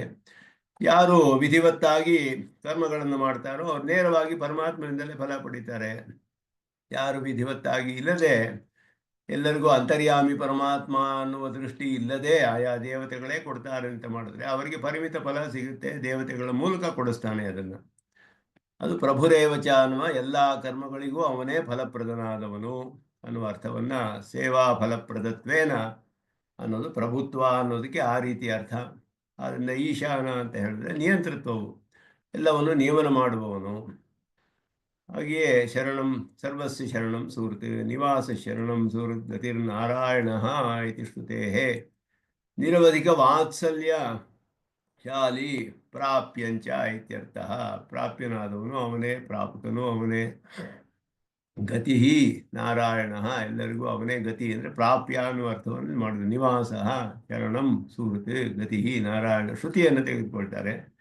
ಶರಣ ಶಬ್ದಕ್ಕೆ ಅಪಾಯಾರ್ಥವೂ ಇದೆ. ಇಲ್ಲಿ ಪ್ರಾಪ್ಯ ಅರ್ಥ ಅನ್ನುವ ಅರ್ಥವನ್ನೇ ಹೇಳಿದ್ರು. ಅತ್ರ ಈಶಾನ ಶಬ್ದಸ್ಯ ನಪುಂಸಕಲಿಂಗತ್ವಾತ್ ನ ದೇವತಾ ವಿಶೇಷ ಪ್ರತ್ಯಾಯಕತ್ವ ಅವಕಾಶಃ ಇತಿ ವ್ಯಾಸಾರ್ಯೈಃ ವರ್ಣಿತಂ. ಈಶಾನಂ ಅಂತ, ಈಶಾನಂ ಪ್ರಭುಂ ಈಶಾನಂ ಅಂತ ಹೇಳಿರೋದ್ರಿಂದ ನಪುಂಸಕಲಿಂಗವಾಗಿರೋದ್ರಿಂದ ದೇವತಾ ವಿಶೇಷವಾದ ಅರ್ಥವು ಇಲ್ಲಿ ಬರೋದಿಲ್ಲ ಅಂತ ಹೇಳಿದ್ರು. ದೇವತಾ ಶಬ್ದವು ದೇವತಾ ಅಂತಾನೆ ಹೇಳಿದ್ರೆ ಸ್ತ್ರೀಲಿಂಗ ಶಬ್ದ, ಇಲ್ಲ ದೇವತೆಗಳನ್ನು ಹೇಳಿದ್ರೆ ಪುಲ್ಲಿಂಗದಲ್ಲಿ ಬರಬೇಕು. ಪರಮಾತ್ಮನಿಗೆ ಸಾಮಾನ್ಯವಾಗಿ ಶ್ರುತಿಯಲ್ಲಿ ಬ್ರಹ್ಮ ಎಂಬ ಶಬ್ದವು ನಪುಂಸಕಲಿಂಗದಲ್ಲಿದೆ. ಪ್ರಭುಂ ಈಶಾನಂ ಸರ್ವಸ್ಯ ಶರಣಂ ಸೂರತೆ, ಪರಮಾತ್ಮನೇ ನೇರವಾಗಿ ಹೇಳಲ್ಪಟ್ಟಿದ್ದಾನೆ ಅಂತ ಸುದರ್ಶನ ಸೂರಿಗಳು ತಿಳಿಸ್ತಾರೆ ಇಲ್ಲಿ ಇದಕ್ಕೆ ಅಂತ ಅರ್ಥ ಮಾಡ್ತಾರೆ. ಈಗ ಪರಮಾತ್ಮನೇ ಪ್ರಾಪ್ಯನಾದವನು. ಎಲ್ಲ ಇಂದ್ರಿಯಗಳಿಂದ ಜನ್ಯವಾಗುವಂತಹ ಜ್ಞಾನಗಳು ಅವನಿಗೆ ತಿಳಿಯುವಂತಹ ಸಾಮರ್ಥ್ಯವುಳ್ಳವನು. ಇಂದ್ರಿಯಗಳು ಇಲ್ಲದೇ ಇರುವಂತಹವನು ಕೂಡ, ಅಂದರೆ ಇಲ್ಲದೆಯೇ ನೇರವಾಗಿಯೂ ತಿಳಿಯುವವನು. ಹೇಗೆ ಅಂತ ಹೇಳಿದ್ರೆ, ಇಂದ್ರಿಯಗಳ ಮೂಲಕ ತಿಳಿಯೋದು ಅವನ ಸಂಕಲ್ಪ, ಇಲ್ಲದೆ ತಿಳಿಯುವುದು ಅವನ ಸಂಕಲ್ಪ. ಇದೆಲ್ಲ ಐಚ್ಛಿಕವಾದದ್ದು. ಸಂಕಲ್ಪಕ್ಕೆ ಅನುಗುಣವಾಗಿ ಹೇಗೆ ಬೇಕಾದರೂ ಅವನು ತಿಳಿಯಬಹುದು ಅನ್ನುವ ತಿಳಿಯುವ ಸಾಮರ್ಥ್ಯವುಳ್ಳವನು. ಎಲ್ಲರಿಗೂ ಫಲಪ್ರದನಾದವನು, ಎಲ್ಲರಿಗೂ ನಿಯಮನ ಮಾಡುವನು, ಎಲ್ಲರಿಗೂ ಪ್ರಾಪ್ಯನಾದವನು. ಅವನು ಸುಹೃತ್ ಅಂತ ಹೇಳಿದ್ರೆ ಅತ್ಯಂತ ವಾತ್ಸಲ್ಯವುಳ್ಳವನು, ನಿರವಧಿಕವಾದ ವಾತ್ಸಲ್ಯವುಳ್ಳವನು. ಅಂತಹ ನಿರವಧಿಕ ವಾತ್ಸಲ್ಯವುಳ್ಳಂತಹ ಪ್ರಾಪ್ಯನಾದವನು ಪರಮಾತ್ಮ. ಸರ್ವಸ್ಯ ಅನ್ನೋದರಿಂದ ಸರ್ವಾಧಿಕಾರತ್ವ ಆ ಶರಣಾಗತಿಯಲ್ಲಿ ಹೇಳಲ್ಪಟ್ಟಿದೆ. ಇಲ್ಲಿ ಸರ್ವಸ್ಯ ಶರಣಂ ಅಂತ ಹೇಳೋದ್ರಿಂದ ಶರಣಾಗತಿಯು ಸರ್ವಾಧಿಕಾರವಾದದ್ದು ಅನ್ನೋದು ಕೂಡ ಅದನ್ನ ರಹಸ್ಯ ಗ್ರಂಥಗಳಲ್ಲಿ ವಿವರಣೆ ಮಾಡ್ತಾರೆ. ಆಭಾಸಃ, ಇಲ್ಲಿ ಉತ್ತಮ ಸ್ವಾಮಿಗಳು ಇದಕ್ಕೆ ವ್ಯಾಖ್ಯಾನಗಳನ್ನು ಸ್ವಲ್ಪ ಮಾಡ್ತಾರೆ. ಇದರಲ್ಲಿ ಇಲ್ಲಿ ಕೆಲವು ವ್ಯಾಕರಣ ವಿಶೇಷಗಳನ್ನೆಲ್ಲ ಹೇಳಿ ಇದನ್ನ ಹೇಳ್ತಾರೆ. ಇದರಲ್ಲಿ ರುದ್ರರೂಪ ದೇವತಾ ವಿಶೇಷೆ ಅತ್ರೋಕ್ತಾನಾಂ ಸರ್ವೇಷಾಂ ವಿಶೇಷಣಾನಾಂ ಅನ್ವಯಾಚ ಅತ್ರ ಆಕಾಶಾದಿ ನ್ಯಾಯ ಅಂತ ಹೇಳಿದ್ರು. ಇಲ್ಲಿ ಕೆಲವು ಅನೇಕ ಮಂತ್ರಗಳಿಗೆ ರುದ್ರ ದೇವತಾ ವಿಶೇಷವಾಗಿ ಅದನ್ನು ಅರ್ಥವನ್ನು ಮಾಡಿದ್ರೆ ವಿಶೇಷಣಾನಾಂ ಅನ್ವಯಾಚ ಅತ್ರ ಆಕಾಶಾದಿ ನ್ಯಾಯ ಅಂತ ಹೇಳಿದ್ರು. ಆಕಾಶ ಅನ್ನುವ ನ್ಯಾಯ ಅಂದರೆ ಆಕಾಶ ತಲ್ಲಿಂಗಾತ್ ಅಂತ ಹೇಳಿದಾಗ ಆಕಾಶ ಶಬ್ದ ಪರಮಾತ್ಮನನ್ನ ಯೌಗಿಕವಾದ ಅರ್ಥದಲ್ಲಿ ಆ ಸಮಂತಾತ್ ಕಾಶತೆ ಕಾಶೇತಿವ ಅಂತ ಹೇಳಿಬಿಟ್ಟು ಆ ಅರ್ಥದಲ್ಲಿ ತಗೊಳ್ಬೇಕು ಅಂತ ಹೇಳಿದ್ರು. ಆಕಾಶಾದೇವ ಎಲ್ಲವೂ ಸಮುತ್ಪದ್ಯಂತೆ ಅಂತ ಹೇಳಿದೆಯಲ್ಲ ಇಲ್ಲಿ, ಅದರಿಂದ ಅವನಿಗೆ ಜಗತ್ ಕಾರಣತ್ವವನ್ನು ಆಕಾಶ ಶಬ್ದಿತನಾದ ಪದಾರ್ಥಕ್ಕೆ ಜಗತ್ ಕಾರಣತ್ವ ಹೇಳಿದೆ ಶ್ರುತಿಯಲ್ಲಿ. ಆಕಾಶಾದೇವ ಸಮುತ್ಪದ್ಯಂತೆ ಅಂತ ಹೇಳಬೇಕು. ಸರ್ವಾಣಿ ಹವಾ ಇಮಾನಿ ಭೂತಾನಿ ಆಕಾಶಾದೇವ ಸಮುತ್ಪದ್ಯಂತೆ.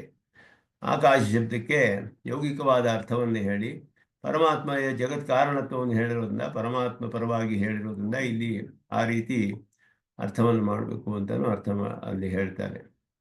ಯಾಕೆಂದರೆ ಎಲ್ಲಕ್ಕೂ ಇಲ್ಲಿ ಅನೇಕ ಇದರಲ್ಲಿ ಕೂಡ ರುದ್ರಪರತ್ವವಾಗಿ ಆ ಶಬ್ದಗಳು ಶಂಭು ಶಿವ ಮೊದಲಾದ ಶಬ್ದಗಳೆಲ್ಲ ಬರುತ್ತೆ.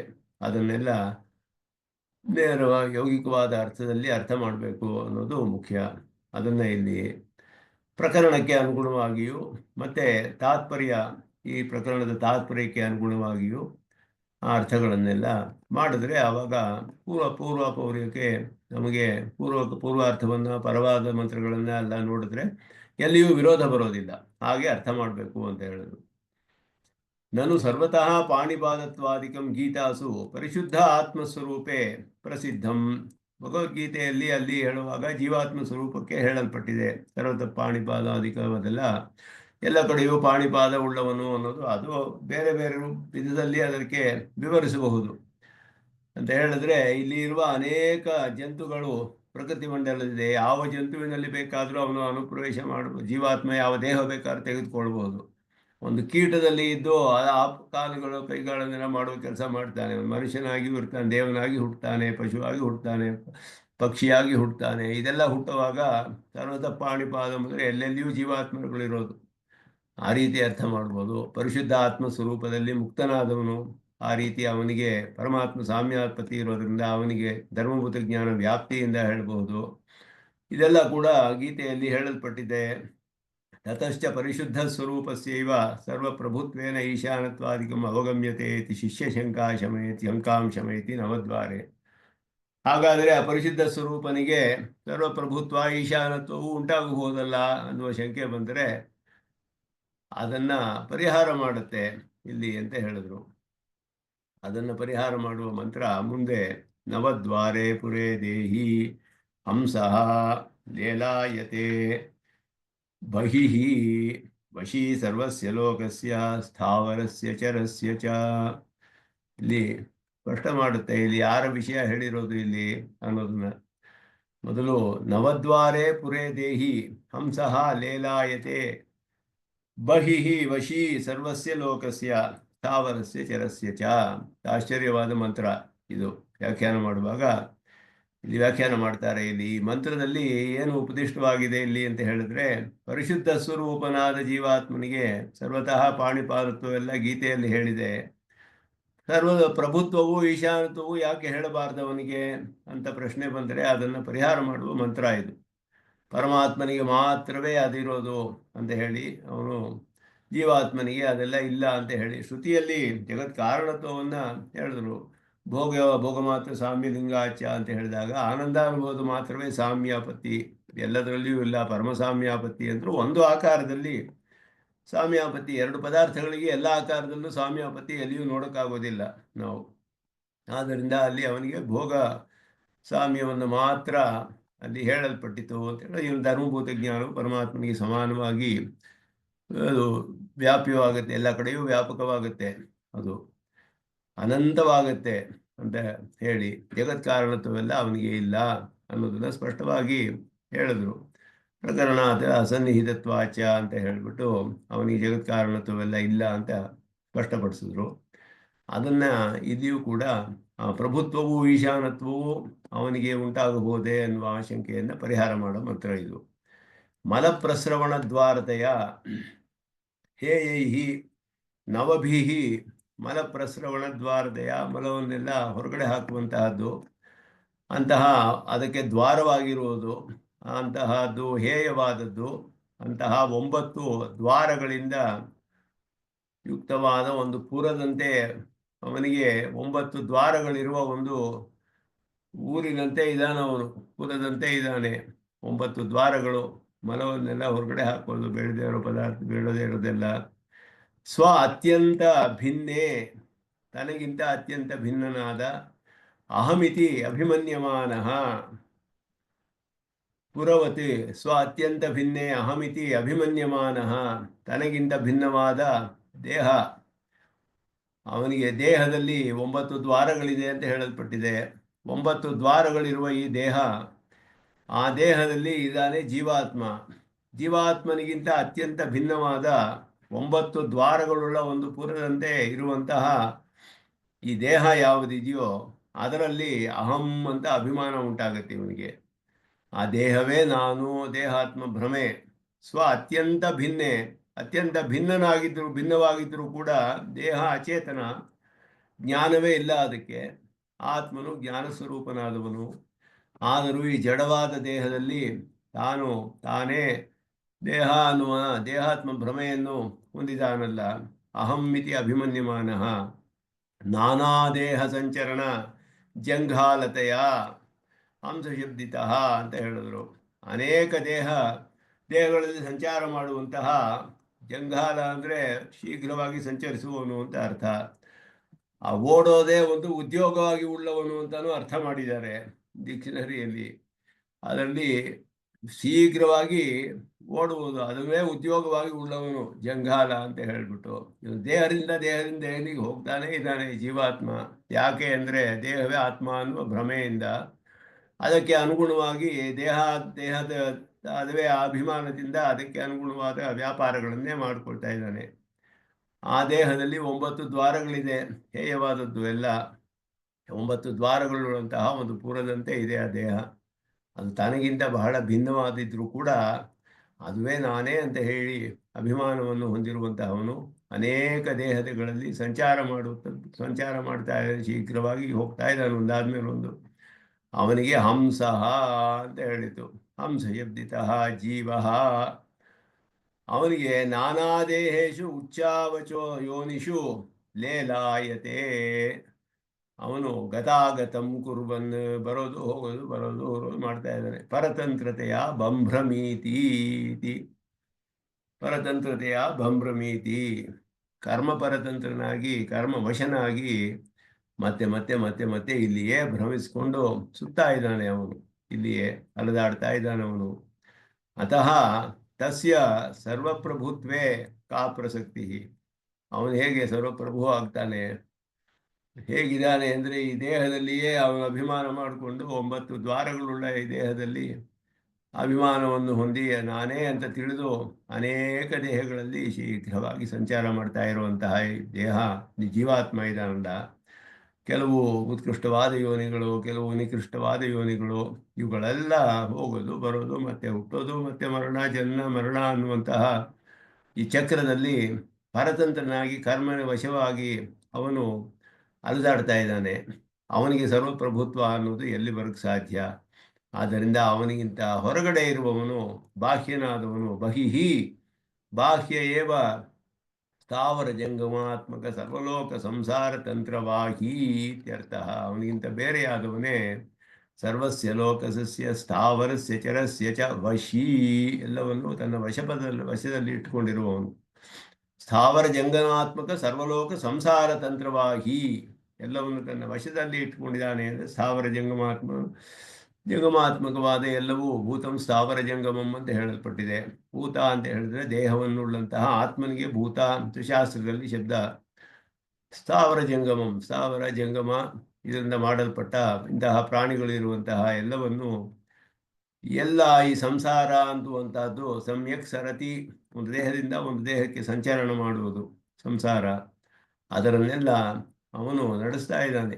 ತಂತ್ರವಾಹಿ, ಸಂಸಾರ ತಂತ್ರವಾಹಿ. ಅವನು ಇವನಿಗಿಂತ ಅತ್ಯಂತ ಭಿನ್ನನಾದವನು. ಈ ನಾವು 9 ದ್ವಾರವುಳ್ಳ ದೇಹದಲ್ಲಿ ಇದ್ದು ನಾನಾ ದೇಹಗಳಲ್ಲಿ ಸಂಚಾರ ಮಾಡ್ತೀನಲ್ಲ ಆತ್ಮಾಭಿಮಾನದಿಂದ ಕರ್ಮವಶ್ಯನಾಗಿ, ಅವನಿಗಿಂತ ಅತ್ಯಂತ ಬೇರೆಯಾದವನು ಪರಮಾತ್ಮ, ಎಲ್ಲವನ್ನು ಆಳುವವನು, ಸರ್ವಪ್ರಧಾನಾದವನು, ಪ್ರಭು ಈಶಾನ ಅಂತ ಹೇಳಲ್ಪಟ್ಟವನು, ಚರಾಚರಾತ್ಮಕವಾದ ಸ್ಥಾವರ ಜಂಗಮಾತ್ಮಕವಾದ ಈ ಲೋಕವನ್ನೆಲ್ಲ, ಈ ಲೋಕದ ಸಂಸಾರವನ್ನೆಲ್ಲ ನಡೆಸುವಂತಹವನು ಪರಮಾತ್ಮ ಅನ್ನೋದ್ರಿಂದ ಅವನು ಇವನಿಗಿಂತ ಭಿನ್ನನಾದವನು ಸ್ಪಷ್ಟವಾಗಿ ಹೇಳಲ್ಪಟ್ಟಿದೆ. ಅಪಾಣಿಪಾದ ಜವನ ಗೃಹೀತ ಪಶ್ಯತಿ ಅಚಕ್ಷು ನ ಶೃಣೋತಿ ಅಕರ್ಣಃ ಸವೇತ್ತಿ ವೇದ್ಯಂ ನ ಚ ತಸ್ಯಾಸ್ತಿ ವೇತ್ತ ತಮಾಹುರಗ್ರ್ಯಂ ಪುರುಷಂ ಮಹಾಂತಂ. ಎಷ್ಟು ಆಶ್ಚರ್ಯವಾಗಿ ಉಪನಿಷತ್ ತಿಳಿಸುತ್ತೆ. ಅಪಾಣಿಪಾದ ಜವನ ಗೃಹೀತ, ಅವನು ಪಾಣಿ ಇಲ್ಲ, ಪಾದವಿಲ್ಲ, ಆದರೆ ಜವನಃ ಶೀಘ್ರವಾಗಿ ಸಂಚಾರ ಮಾಡ್ತಾನೆ, ಗೃಹೀತ ಎಲ್ಲವನ್ನು ಹಿಡಿದುಕೊಳ್ತಾನೆ, ಪಾಣಿ ಇಲ್ಲ ಹಿಡ್ಕೊಳ್ತಾನೆ, ಪಾದವಿಲ್ಲ ಓಡಾಡ್ತಾನೆ ಶೀಘ್ರವಾಗಿ ಓಡ್ತಾನೆ. ಅಚಕ್ಷು ಪಶ್ಯತಿ, ಚಕ್ಷುಸಿಲ್ಲದೆ ಹೋದರೂ ನೋಡ್ತಾನೆ. ಅಕರ್ಣಃ ಶೃಣೋತಿ, ಕರ್ಣವಿಲ್ಲ ಕಿವಿಗಳಿಲ್ಲದೆ ಹೋದರೂ ಅವನು ಎಲ್ಲವನ್ನು ಕೇಳ್ತಾನೆ, ನೋಡ್ತಾನೆ, ಎಲ್ಲವನ್ನು ಕೇಳ್ತಾನೆ. ಆದರೆ ಕಣ್ಣಿಲ್ಲ, ಅವನಿಗೆ ಕಿವಿ ಇಲ್ಲ ಅಂತ ಶ್ರುತಿ ಹೇಳುತ್ತೆ. ಆ ಚಕ್ಷು ಆ ಶೃಣು ಅಕರ್ಣಃ ಅಂತ ಹೇಳ್ಬಿಟ್ಟು ಹೇಳುತ್ತೆ. ಚಕ್ಷುಷ್ಮತೆ ಶೃಣ್ವತೆ ತೇ ಬ್ರವೀಮಿ ಅಂತ ಶ್ರುತಿ ಹೇಳುತ್ತೆ ಛಿದ್ರದಲ್ಲಿ. ಚಕ್ಷುಷ್ಮತೆ ಶೃಣ್ವತೆ ತೇ ಬ್ರವೀಮಿ. ಚಕ್ಷುಸಿದೆ ನಿನಗೆ, ಕೇಳ್ತಾ ಇದೀಯಾ, ನೋಡ್ತಾ ಇದೀಯಾ, ನಿನಗೆ ಹೇಳ್ತಾ ಇದ್ದೀನಿ ನನ್ನ ಸ್ತೋತ್ರಗಳು. ಪರ್ಣಂ ವನಸ್ಪತೇರಿವ ಅಭಿನಶ್ಯತಾಂ ರೈಹಿ ಪ್ರಾರ್ಥನೆ. ಅಲ್ಲಿ ಎಲ್ಲವೂ ಇದೆ ಅಂತ ಶ್ರುತಿ ಹೇಳುತ್ತೆ. ಈ ಶ್ರುತಿ ಏನೂ ಇಲ್ಲ ಆದರೂ ನೋಡ್ತಾನೆ ಅಂತ ಹೇಳುತ್ತೆ. ಏನೇನು ಕಣ್ಣಿಲ್ಲದೆ ಹೋದ್ರು ನೋಡ್ತಾನೆ, ಕಿವಿ ಇಲ್ಲದೆ ಹೋದ್ರು ಕೇಳ್ತಾನೆ. ಸವೇತ್ತಿ ವೇದ್ಯಂ, ಯಾವ್ಯಾವುದು ವೇದ್ಯವಿದೆಯೋ ಎಲ್ಲವನ್ನು ತಿಳಿತಾನವನು. ನಚ ತಸ್ಯಾಸ್ತಿ ವೇತ್ತ, ಅವನನ್ನು ತಿಳಿಯೋರು ಯಾರೂ ಇಲ್ಲ. ತಮಾಹುಹು ಅಗ್ರ್ಯಂ ಪುರುಷಂ ಮಹಾಂತಂ, ಜಗತ್ಕಾರಣ ಎಲ್ಲಕ್ಕಿಂತ ಮೊದಲು ಇದ್ದವನು ಅವನು. ಪುರುಷಂ ಪುರಾಣಂ ಅಂತ ಹೇಳಿದೆ, ಅವನಿಗೆ ಪುರುಷ ಶಬ್ದಿತನಾದವನು. ಮಹಾಂತಂ, ಮಹಾಂತ ಅಂದರೆ ಮಹತ್ತಾದ ಸ್ವರೂಪವನ್ನು ಉಳ್ಳವನು, ಗುಣಗಳುಳ್ಳವನು. ಪಾದಾದಿ ಅಭಾವೇಪಿ ತತ್ಕಾರ್ಯಕಾರಿ ಇತರ ಅವೇದ್ಯ ಸ್ವಯಂ ಸರ್ವಜ್ಞ ಯಃ ತಮ್ಮ ಆದಿಕಾರಣಂ ಮಹಾಪುರುಷಂ ವದಂತಿ ಇತ್ಯರ್ಥಃ. ಆದಿಕಾರಣನಾದ ಮಹಾಪುರುಷನು ಪರಮಾತ್ಮನನ್ನು ತಿಳಿಸುತ್ತೆ ಮಂತ್ರವು. ಪಾಣಿಪಾದಗಳೆಲ್ಲ ಇಲ್ಲದೆ ಹೋದರೂ ಕೂಡ ಅವುಗಳ ಕೆಲಸವನ್ನೆಲ್ಲ ಮಾಡೋಕ್ಕೆ ಸಾಮರ್ಥ್ಯವುಳ್ಳವನು, ಇತರರಿಂದ ತಿಳಿಯೋದಕ್ಕೆ ಸಾಧ್ಯವಿಲ್ಲದವನು, ಸ್ವತಃ ಸರ್ವಜ್ಞನಾದವನು, ಅವನು ಜಗತ್ಕಾರನಾದವನು, ಮಹಾಪುರುಷನು. ಅವನನ್ನು ಇಲ್ಲಿ ಆ ಶ್ರುತಿ ಅವನ ಸ್ವರೂಪವನ್ನು ಅದ್ಭುತವಾಗಿ ತಿಳಿಸುತ್ತೆ. ಅಣೋರಣೀಯಾನ್ ಮಹತೋ ಮಹೀಯಾನ್, ಎಷ್ಟು ವಿಧ ವಿಧವಾಗಿ ಪರಮಾತ್ಮ ಸ್ವರೂಪವನ್ನು ಇಲ್ಲಿ ಶ್ರುತಿ ಅದ್ಭುತವಾಗಿ ತಿಳಿಸುತ್ತೆ. ಆತ್ಮ ಗುಹಾಯಾಂ ನಿಹಿತ ಸೃಜಂತೋ ಅಂಗುಷ್ಟ ಮಾತ್ರ ಪುರುಷ ಸದಾಜ ಜನಾನಾಂ ಹೃದಯ ಸನ್ನಿವಿಷ್ಟ. ಅದನ್ನು ಇನ್ನೊಂದು ರೀತಿಯಲ್ಲಿ ಆತ್ಮ ಗುಹಾಯಾಂ ನಿಹಿತೋಸ್ತಿ ಜಂತೋ ತಮಕ್ರತುಂ ಪಶ್ಯತಿ ವೀತಶೋಕ ಧಾತು ಪ್ರಸಾದಾತ್ ಮಹಿಮಾನಮೀಶಂ. ಅಣೋರಣೀಯಾನ್ ಮಹತೋ ಮಹೀಯಾನ್, ಎಲ್ಲ ಅವನ ಸ್ವರೂಪ, ಆಶ್ಚರ್ಯವಾದ ಸ್ವರೂಪವನ್ನು ತಿಳಿಸುತ್ತೆ ಶ್ರುತಿಯಲ್ಲಿ. ಸಕಲ ಸೂಕ್ಷ್ಮ ವಸ್ತು ಅಂತಃಪ್ರವೇಶ ಯೋಗ್ಯ ಸೌಕ್ಷ್ಮ್ಯವಾನ್ ನಿರತಿಶಯ ಬೃಹತ್ವಶಾಲಿ. ಪರಮಾತ್ಮನಿಗೆ ಎಲ್ಲವೂ ಸಾಧ್ಯ. ಎಲ್ಲ ಸೂಕ್ಷ್ಮವಾದ ಪದಾರ್ಥಗಳಲ್ಲಿಯೂ ಪ್ರವೇಶಿಸಲು ಯೋಗ್ಯತೆಯುಳ್ಳಂತಹ ಸೌಕ್ಷ್ಮ್ಯವನ್ನು ಉಳ್ಳವನು, ಅಷ್ಟು ಸೂಕ್ಷ್ಮನಾದವನು. ಎಲ್ಲ ಚೇತನಗಳಿಗಿಂತ ಸೂಕ್ಷ್ಮನಾದವನು ಜೀವಾತ್ಮ ಅಂತ ಶ್ರುತಿ ಗೀತೆಯಲ್ಲಿ ತಿಳಿಸುತ್ತೆ. ಆ ಜೀವಾತ್ಮನಲ್ಲಿಯೂ ಅಂತಃಪ್ರವೇಶ ಮಾಡಿ ಅವನನ್ನು ಅನುಪ್ರವೇಶ ಮಾಡಿ ಅವನನ್ನು ದೇಹದೊಳಗೆ ಕರ್ಕೊಂಡು ಹೋಗಿಬಿಡೋವನು ಪರಮಾತ್ಮ. ಅನೇನ ಜೀವೇನ ಆತ್ಮನ ಅನುಪ್ರವಿಶ್ಯ ನಾಮರೂಪೇ ವ್ಯಾಕರವಾಣಿ ಅಂತ ಹೇಳ್ದ. ಜೀವಾತ್ಮನ ಯಾವ ಚೇತನದಲ್ಲಿ ಬೇಕಾದ್ರೂ ಪ್ರವೇಶ ಮಾಡಬಹುದು. ಅಚೇತನ ಎಲ್ಲ ಚೇತನಿಗಿಂತಲೂ ಅತ್ಯಂತ ಸೂಕ್ಷ್ಮನಾದವನು, ಜೀವಾತ್ಮನಿಗಿಂತಲೂ ಸೂಕ್ಷ್ಮನಾದವನು ಇವನು. ಆದ್ದರಿಂದ ಸಕಲ ಸೂಕ್ಷ್ಮ ವಸ್ತುಗಳಲ್ಲಿಯೂ ಅಂತಃಪ್ರವೇಶ ಮಾಡುವಂತಹವನು ಅವನು. ಅದೇ ರೀತಿಯಲ್ಲಿ ಅದೇ ಸಮಯದಲ್ಲಿ ನಿರತಿಶಯ ಬೃಹತ್ವಶಾಲಿ, ಬೃಹತ್ತಾದವನು ಕೂಡ. ಅವನಿಗಿಂತ ಒಂದು ಅತಿಶಯವಿಲ್ಲ, ಬೇರೆ ಇಲ್ಲದಂತಹ ಬೃಹತ್ವವುಳ್ಳವನು. ಅಂತಹ ಪರಮಾತ್ಮನು ಅಸ್ಯ ಜಂತೋಹೋ, ಜಂತು ಅಂದರೆ ಪ್ರಾಣಿನಃ, ಜೀವಸ್ಯ ಪ್ರಾಣಿಯಾದ ಜೀವಾತ್ಮ ಜಂತುಹು ಅಂತ ಹೇಳಿರೋದು. ಆತ್ಮ ಪ್ರೇರಕ ಸನ್ ಸರ್ವಜೀವಸ್ಯ ಹೃದಯ ಗುಹಾಯಾಮ್ ಆಸ್ತೆ, ಎಲ್ಲ ಜೀವರುಗಳ ಹೃದಯ ಗುಹೆಯಲ್ಲಿ ಇದ್ದಾನವನು, ಎಲ್ಲರನ್ನೂ ಪ್ರೇರಣೆ ಮಾಡ್ತಾನೆ ಪರಮಾತ್ಮ. ಭೋಕ್ತಾ ಭೋಗ್ಯಂ ಪ್ರೇರಿತಾರಂಚ ಮತ್ವ ಅಂತ ಹೇಳಿದ ಹಾಗೆ ಪ್ರೇರಿತ, ಅವನು ಪ್ರೇರಕ. ಜಂತೋಹೋ ಇತ್ಯೇತತ್ ಆತ್ಮೇತ್ಯತ್ರಾಪಿ ಸಂಬದ್ಧತೆ. ಅದನ್ನು ಹೇಗೆ ಬೇಕಾದರೂ ಇಲ್ಲಿ ಅನ್ವಯ ಮಾಡುವಾಗ 2-3 ರೀತಿಯಲ್ಲಿ ಮಾಡಬಹುದು. ಆತ್ಮ ಗುಹಾಯಾಂ ನಿಹಿತಃ ಅಸ್ಯ ಜಂತೋಹೋ, ಜಂತೋಹೋ ಆತ್ಮ ಗುಹಾಯಾಂ ನಿಹಿತಃ, ಜಂತೋಹೋ ಗುಹಾಯಾಂ ನಿಹಿತಃ, ಹೀಗೆಲ್ಲ ಅರ್ಥ ಮಾಡ್ಬೋದು ಇಲ್ಲಿ ಅನ್ವಯವನ್ನು. ಆಕಾಂಕ್ಷಾ ಸತ್ವಾತ್ ಅಂತ ಹೇಳಿದ್ರು. ಹಾಗೆಯೇ ಗುಹಾಯಾಮ್ ಇತಿ ನಿರ್ದಿಷ್ಟ ಹೃದಯ ಗುಹಾಯಾಮಪಿ ಸಂಬದ್ಧತೆ. ಗುಹಾಯಾಂ ಜಂತೋಹೋ ಗುಹಾಯಾಂ ಅಂತ ಜಂತೋಹೋ ಅಂತ ಹೇಳಿ ಆತ್ಮ ಹಂಗೆಯೂ ಅರ್ಥ ಮಾಡ್ಬೋದು. ಗುಹಾಯಾಮ್ ಅದ್ರ ಜೊತೆಯೂ ಆತ್ಮ ಶಬ್ದವನ್ನೇ ಹೇಳ್ಬೋದು. ಗುಹಾಯಾಮ್ ಅಂತ ಹೇಳಿ ಆತ್ಮ ಅನ್ನುವ ಶಬ್ದವನ್ನ ಹೃದಯ ಗುಹೆಯಲ್ಲಿಯೂ ಕೂಡ ಇದ್ದಾನೆ ಅನ್ನೋದು ಅರ್ಥವನ್ನು ಮಾಡ್ಬೋದು. ಇದೆಲ್ಲ ಇಲ್ಲಿ ಅನ್ವಯಗಳನ್ನು ಮಾಡಬಹುದು ಅಂತ ಹೇಳಿದೆ. ತಾದೃಶಂ ಅಕ್ರತುಂ, ಇದು ಅಕ್ರತುಂ ಅನ್ನೋದು ಇಲ್ಲಿ ಪರಮಾತ್ಮನಿಗೆ ಅನ್ವಯಿಸುವಂತಹ ಶಬ್ದ. ಇದು ಕರ್ಮ ಲೇಪ ಶೂನ್ಯಂ ಅಂತ ಹೇಳಿ, ಕ್ರತು ಅನ್ನೋದು ಯಜ್ಞಯಾಗಾದಿಗಳನ್ನು ತಿಳಿಸುತ್ತೆ ಕರ್ಮವನ್ನು. ಅಕ್ರತು ಅನ್ನೋ ಶಬ್ದ ಕರ್ಮಲೇಪ ಶೂನ್ಯಂ ಅಂತ ಹೇಳಿದ್ರು. ಕರ್ಮಲೇಪವಿಲ್ಲದವನು ಮಹಾಮಹಿಮಶಾಲಿನಂ ಈಶಂ ಯದಾ ಪಶ್ಯತಿ ತಮಕ್ರತುಂ ಪಶ್ಯತಿ ಅಂತ ಹೇಳಿದಾಗ, ಅಂತಹ ಮಹಿಮನಾದವನ ಆ ಪರಮಾತ್ಮನನ್ನ ಈಶ್ವರನನ್ನು ಯಾವಾಗ ನೋಡ್ತಾನೋ ತದಾ ಧಾತು ಪ್ರಸಾದಾತ್. ಧಾತು ಅಂದರೆ ಧಾರಕಸ್ಯ ಪರಮಾತ್ಮನಃ ಪ್ರಸಾದಾತ್ ಪ್ರೀತಶೋಕ ಭವತಿ. ಅದರಿಂದ ಅದು ಅರ್ಥವನ್ನ ಇಲ್ಲಿ ತಿಳಿಸುತ್ತೆ. ಪ್ರಸೀದತಿ ಅಚ್ಯುತಃ ತಸ್ಮಿನ್ ಪ್ರಸನ್ನೆ ಕ್ಲೇಶ ಸಂಕ್ಷೇ ಅಂತ ಹೇಳಿ ಸ್ಮೃತಿ ತಿಳಿಸುತ್ತೆ. ತತಶ್ಚ ಧ್ಯಾನ ಸಾಧ್ಯ ಪರಮಾತ್ಮ ಪ್ರಸಾದ ನಿರ್ವರ್ತ್ಯತೆಯ, ಜ್ಞಾನ ನಿರ್ವರ್ತ್ಯತ್ವೇನ ಪ್ರಸಾದ ನಿರ್ವರ್ತ್ಯಂ ಯಾ ಜ್ಞಾನ ಪ್ರಸಾದ ನಿರ್ವರ್ತ್ಯತೆಯ ಜ್ಞಾನ ಅನಿವರ್ತ್ಯತ್ವೇನ ಅಂತಾನು ಹೇಳಿದೆ. ಅರ್ಥವನ್ನು ಮಾಡ್ತಾರೆ ಇಲ್ಲಿ. ಜ್ಞಾನ ಅನಿವರ್ತ್ಯತ್ವೇನ ಅಂತ ಪಾಠಾಂತರವನ್ನು ಹೇಳಿ ಕ್ವಶನ್ ಮಾರ್ಕ್ ಹಾಕಿದ್ರು. ಅದಿರಬಹುದು ಅಂತ. ಬಂಧಸ್ಯ ಮಿಥ್ಯಾತ್ವಂ ಪ್ರತ್ಯುಕ್ತಂ ಅಂತ ಹೇಳಿದ್ರು. ಪರಮಾತ್ಮನಿಗೆ ಪ್ರಸಾದದಿಂದಲೇ ಮುಖ್ಯವಾಗಿ ನಮಗೆ ಅದುವೇ ಕಾರಣ ಕಡೆಯಲ್ಲಿ. ಆದ್ದರಿಂದ ಇಲ್ಲಿ ಹೇಳಿದೆ ಪ್ರಸನ್ನೆ ಕ್ಲೇಶ ಸಂಶಯ ಅಂತ ಹೇಳಿ. ಪ್ರಸೀದತಿ ಅಚ್ಯುತಃ ತಸ್ಮಿನ್ ಪ್ರಸನ್ನೆ ಕ್ಲೇಶ ಸಂಶಯ. ಅಚ್ಯುತನು ಅಂತಹ ಬಹಳ ಭಕ್ತಿಯಿಂದ ಪ್ರೀತಿಯಿಂದ ಯಾರು ಧ್ಯಾನ ಮಾಡ್ತಾನೋ ಅವನಲ್ಲಿ ಪ್ರಸನ್ನನಾಗ್ತಾನೆ.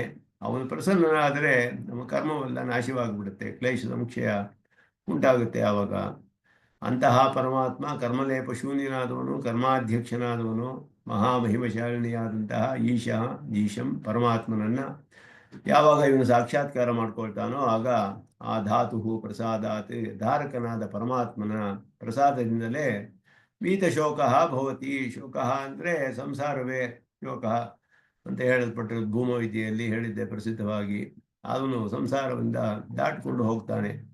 ಅದನ್ನ ಇಲ್ಲಿ ಧ್ಯಾನ ಸಾಧ್ಯ ಪರಮಾತ್ಮ ಪ್ರಸಾದ ನಿರ್ವರ್ತ್ಯತೆಯ, ಧ್ಯಾನದಿಂದ ಪಡೆದುಕೊಳ್ಳುವಂತಹ ಪರಮಾತ್ಮನ ಪ್ರಸಾದ ಪ್ರೀತಿಪೂರ್ವಕವಾದ ಧ್ಯಾನವಾಗಿರಬೇಕು. ಅದು ಪ್ರಸಾದ ನಿರ್ವರ್ತತೆಯ ಜ್ಞಾನ ನಿರ್ವರ್ತ್ಯತ್ವೇನ ಅಂತ ಇಲ್ಲಿ ಬರೆದ್ರು. ಪಾಠಾಂತರಲ್ಲಿ ಜ್ಞಾನ ಅನಿವರ್ತ್ಯತ್ವೇನ ಅಂತ ಹೇಳಿದ್ರು.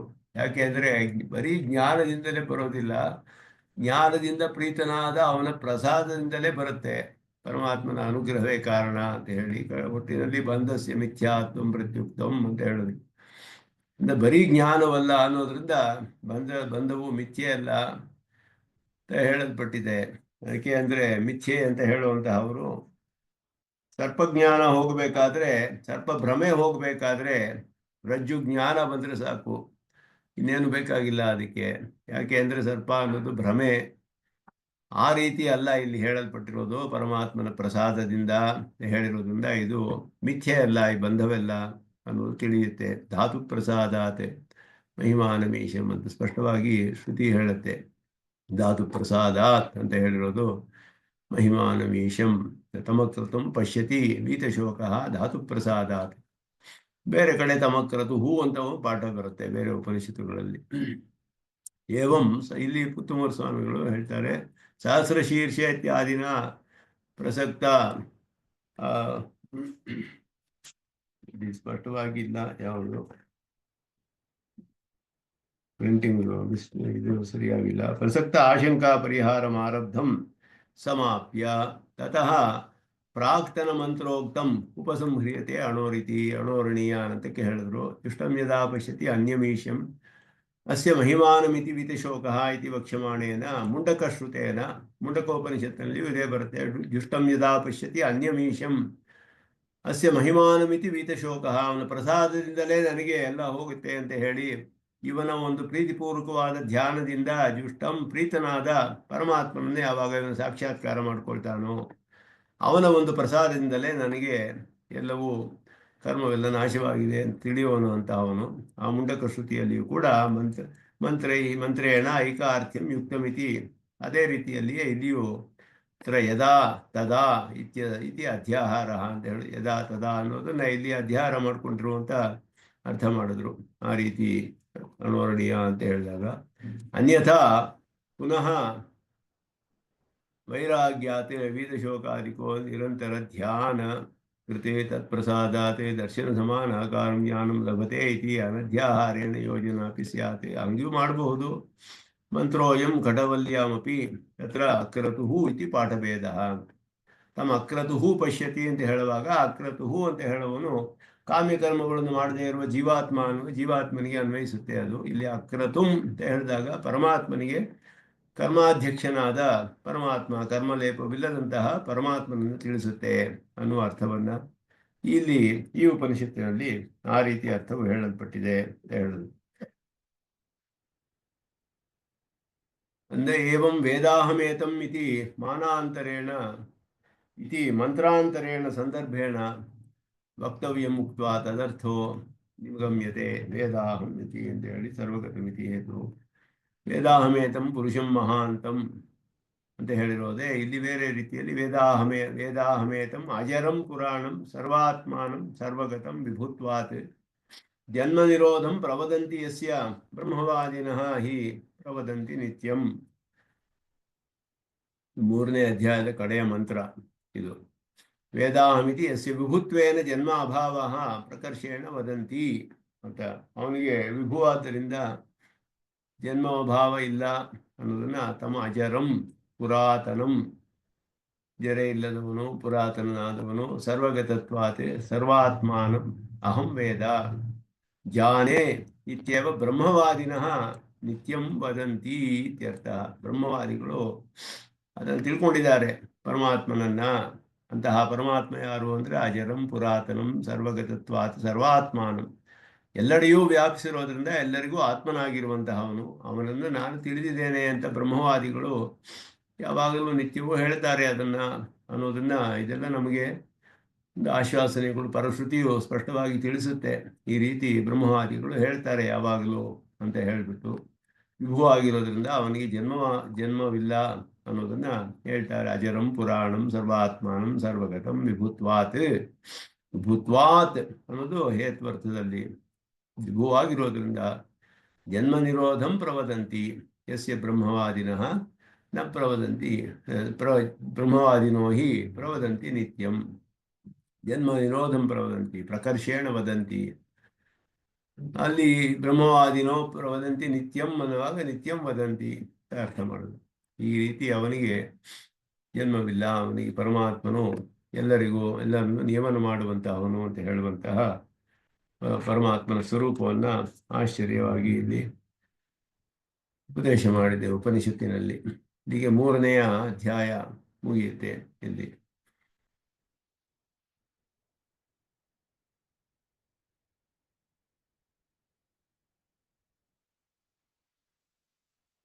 3ನೇ ಅಧ್ಯಾಯದಲ್ಲಿ ಏನು ಹೇಳಿದೆ ಅನ್ನೋದನ್ನ ಉತ್ತಮ ಸ್ವಾಮಿಗಳು ಇಲ್ಲಿ ತಿಳಿಸ್ತಾರೆ. ಬ್ರಹ್ಮವಾಚಕ ಶಬ್ದಾನಾಂ ಜಗದ್ವಾಚಕ ಶಬ್ದೈಃ ಸಾಮಾನಾಧಿಕರಣ್ಯೇನ ವ್ಯವಹಾರಃ ನ ಸ್ವರೂಪೈಕ್ಯ ನಿಬಂಧನಃ. ಇದು ಒಂದು ಮುಖ್ಯವಾದ ವಿಷಯ. ಸಾಮಾನಾಧಿಕರಣ್ಯವು ಸ್ವರೂಪೈಕ್ಯದಿಂದ ಹೇಳಲ್ಪಟ್ಟಿಲ್ಲ ಅಂತ ಹೇಳೋದು. ಅದ್ವೈತದಲ್ಲಿ ಸಾಮಾನಾಧಿಕರಣ್ಯ ಸ್ವರೂಪೈಕ್ಯದಿಂದ ಎಲ್ಲೆಲ್ಲಿ ಜೀವಾತ್ಮನಿಗೂ ಪರಮಾತ್ಮನಿಗೂ ಸಮಾನಾಧಿಕರಣ್ಯ ಹೇಳಿದೆಯೋ ಬ್ರಹ್ಮನಿಗೂ ಅಲ್ಲಿ ಸ್ವರೂಪ ಐಕ್ಯವನ್ನ ಹೇಳಬೇಕು ಅಂದ್ರು. ಅಚೇತನ ಹೇಳಿರುವಾಗ ಬಾಧಾಯಾಮ್ ಸಮಾನಾಧಿಕರಣ್ಯಂ ಅಂತ ಹೇಳಿದ್ರು. ಐಕ್ಯೇ ಸಮಾನಾಧಿಕರಣ್ಯಂ. ಅಚೇತನಕ್ಕೂ ಬ್ರಹ್ಮಕ್ಕೂ ಹೇಳುವಾಗ ಬಾಧಾಯಾಮ್ ಸಮಾನಾಧಿಕರಣ್ಯಂ. ಚೇತನಕ್ಕೂ ಬ್ರಹ್ಮಕ್ಕೂ ಐಕ್ಯ ಹೇಳುವಾಗ, ಚೇತನಕ್ಕೂ ಬ್ರಹ್ಮಕ್ಕೂ ಸಮಾನಾಧಿಕರಣ್ಯ ಹೇಳುವಾಗ ಐಕ್ಯೇ ಸಮಾನಾಧಿಕರಣ್ಯಂ ಅಂತ ಹೇಳಿದ್ರು. ತತ್ವಮಸಿ ಮುಂತಾದ ಕಡೆ ಐತದಾತ್ಮ್ಯಂ ಇದಂ ಸರ್ವಂ ಅನ್ನುವಾಗ ಇದಂ ಸರ್ವಮೆಲ್ಲ ಮಿಥ್ಯೆ, ಅಲ್ಲಿ ಬಾಧಿತವಾಗುತ್ತೆ ಎಲ್ಲವೂ. ಆ ರೀತಿ ಅರ್ಥ ಮಾಡಿದ್ರು. ತತ್ವಮಸೀಲಿ ಐಕ್ಯ, ಐತದಾತ್ಮ್ಯಮಿದಂ ಸರ್ವಮಲ್ಲಿ ಬಾಧಾಯಾಮ್. ಒಂದೇ ವಾಕ್ಯದಲ್ಲಿ ಐತದಾತ್ಮ್ಯಮಿದಂ ಸರ್ವಂ ತತ್ಸತ್ಯಂ ಸ ಆತ್ಮ ತತ್ವಮಸಿ ಶ್ವೇತಕೇತು. ಮೊದಲು ಜಗತ್ತಿನೊಡದೆ ಸಮಾನಾಧಿಕರಣ್ಯ, ಆಮೇಲೆ ಜೀವಾತ್ಮನೊಡದೆ ಸಮಾನಾಧಿಕರಣ್ಯ. ಸಾಮಾನ್ಯ ವಿಶೇಷ ನ್ಯಾಯದಿಂದ ಅಂತ ನಾವು ಅರ್ಥ ಮಾಡಿದ್ವಿ ವಿರೋಧವಿಲ್ಲದೆ ಇರೋ ಹಾಗೆ. ಎಲ್ಲಕ್ಕೂ ಆತ್ಮನಾದವನು ನಿನಗೂ ಆತ್ಮನಾಗಿದ್ದಾನೆ ಅನ್ನುವಂತಹ ಸಾಮಾನ್ಯ ವಿಶೇಷ ನ್ಯಾಯದಿಂದ ಆಯ್ತದಾತ್ಮ್ಯವಿದಂ ಸರ್ವಂ. ಆದರೆ ಅದ್ವೈತದಲ್ಲಿ ಮಾಡುವಾಗ ಚೇತನದೊಡನೆ ಸಮಾನಾಧಿಕರಣ್ಯ ಬಾಧೆಯಲ್ಲಿ ಬಾಧಾರ್ಥ ಬಾಧಿಸಲ್ಪಡುತ್ತೆ ಅಂತ ಅರ್ಥ ಮಾಡಬೇಕು. ಯಾಕೆ ಅದರಲ್ಲಿ ವಿರೋಧ ಬರುತ್ತೆ. ಚೇತನನಿಗೂ ನಿನಗೂ ಮಾಡುವಾಗ ಐಕ್ಯದಲ್ಲಿ ಮಾಡಬೇಕು, ವಿಶೇಷಣವನ್ನು ತೆಗೆದುಹಾಕಿಬಿಟ್ಟು ಅಲ್ಲಿ ಐಕ್ಯದಲ್ಲಿ ಅರ್ಥ ಮಾಡಬೇಕು ಅಂತ ಹೇಳೋದು. ಆದರೆ ಇಲ್ಲಿ ಎಲ್ಲದ ಜಗತ್ತನ್ನು ಹೇಳುವ ಎಲ್ಲ ಶಬ್ದಗಳಿಂದಲೂ ಪರಮಾತ್ಮನನ್ನು ಹೇಳುವ ಶಬ್ದಗಳಿಗೂ ಸಮಾನಾಧಿಕರಣವು ಹೇಳಲ್ಪಟ್ಟಿದೆ. ಇಲ್ಲಿ ಬ್ರಹ್ಮವಾಚಕ ಶಬ್ದಾನಾಂ ಜಗದ್ವಾಚಕ ಶಬ್ದೈ ಸಮಾನಾಧಿಕರಣ್ಯೇನ ವ್ಯವಹಾರ.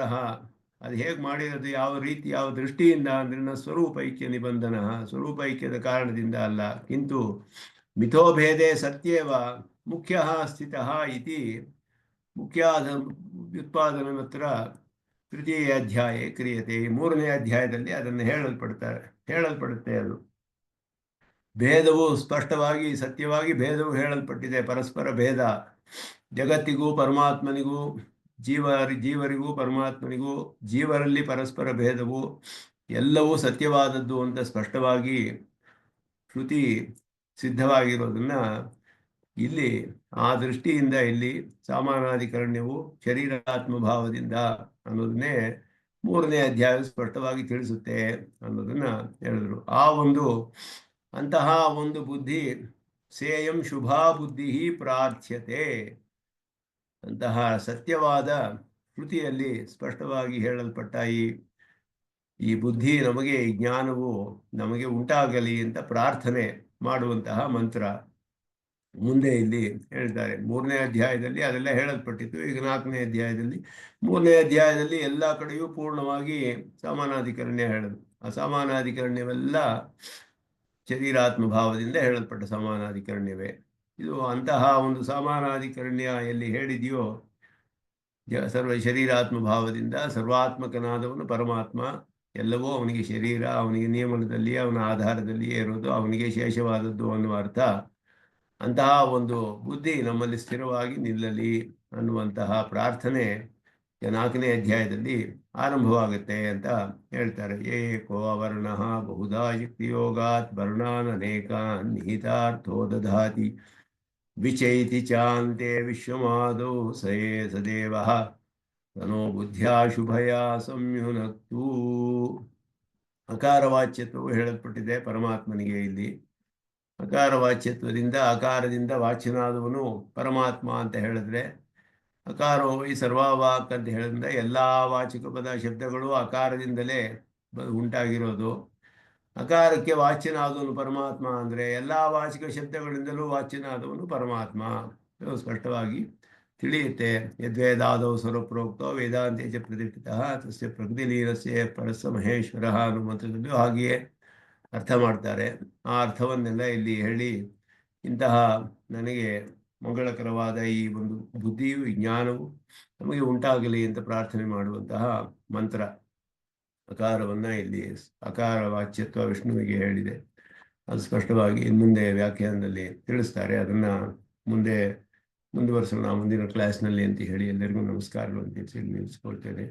ನಿತ್ಯಮಚ್ಯುತ ಪದಾಂ ವ್ಯಾಮೋಹತಃ ತರಿತರಾಣಿತನಾಯ ಮೇನೆ ಸ್ಮಗ್ರೋರ್ಭಗವತೋಸ್ತೆ ಸಿಂಧೋ ರಾಮಾನುಜಸ್ಯ ಜನ್ಮ ಶರಣಂ ಪ್ರಪದ್ಯೆ. ಓಂ ಪೂರ್ಣಮದ ಪೂರ್ಣಮಿದಂ ಪೂರ್ಣಾತ್ ಪೂರ್ಣಸ್ಯ ಪೂರ್ಣಮಾದಾಯ पूर्णमेवावशिष्यते. ओम शांति शांति शांति.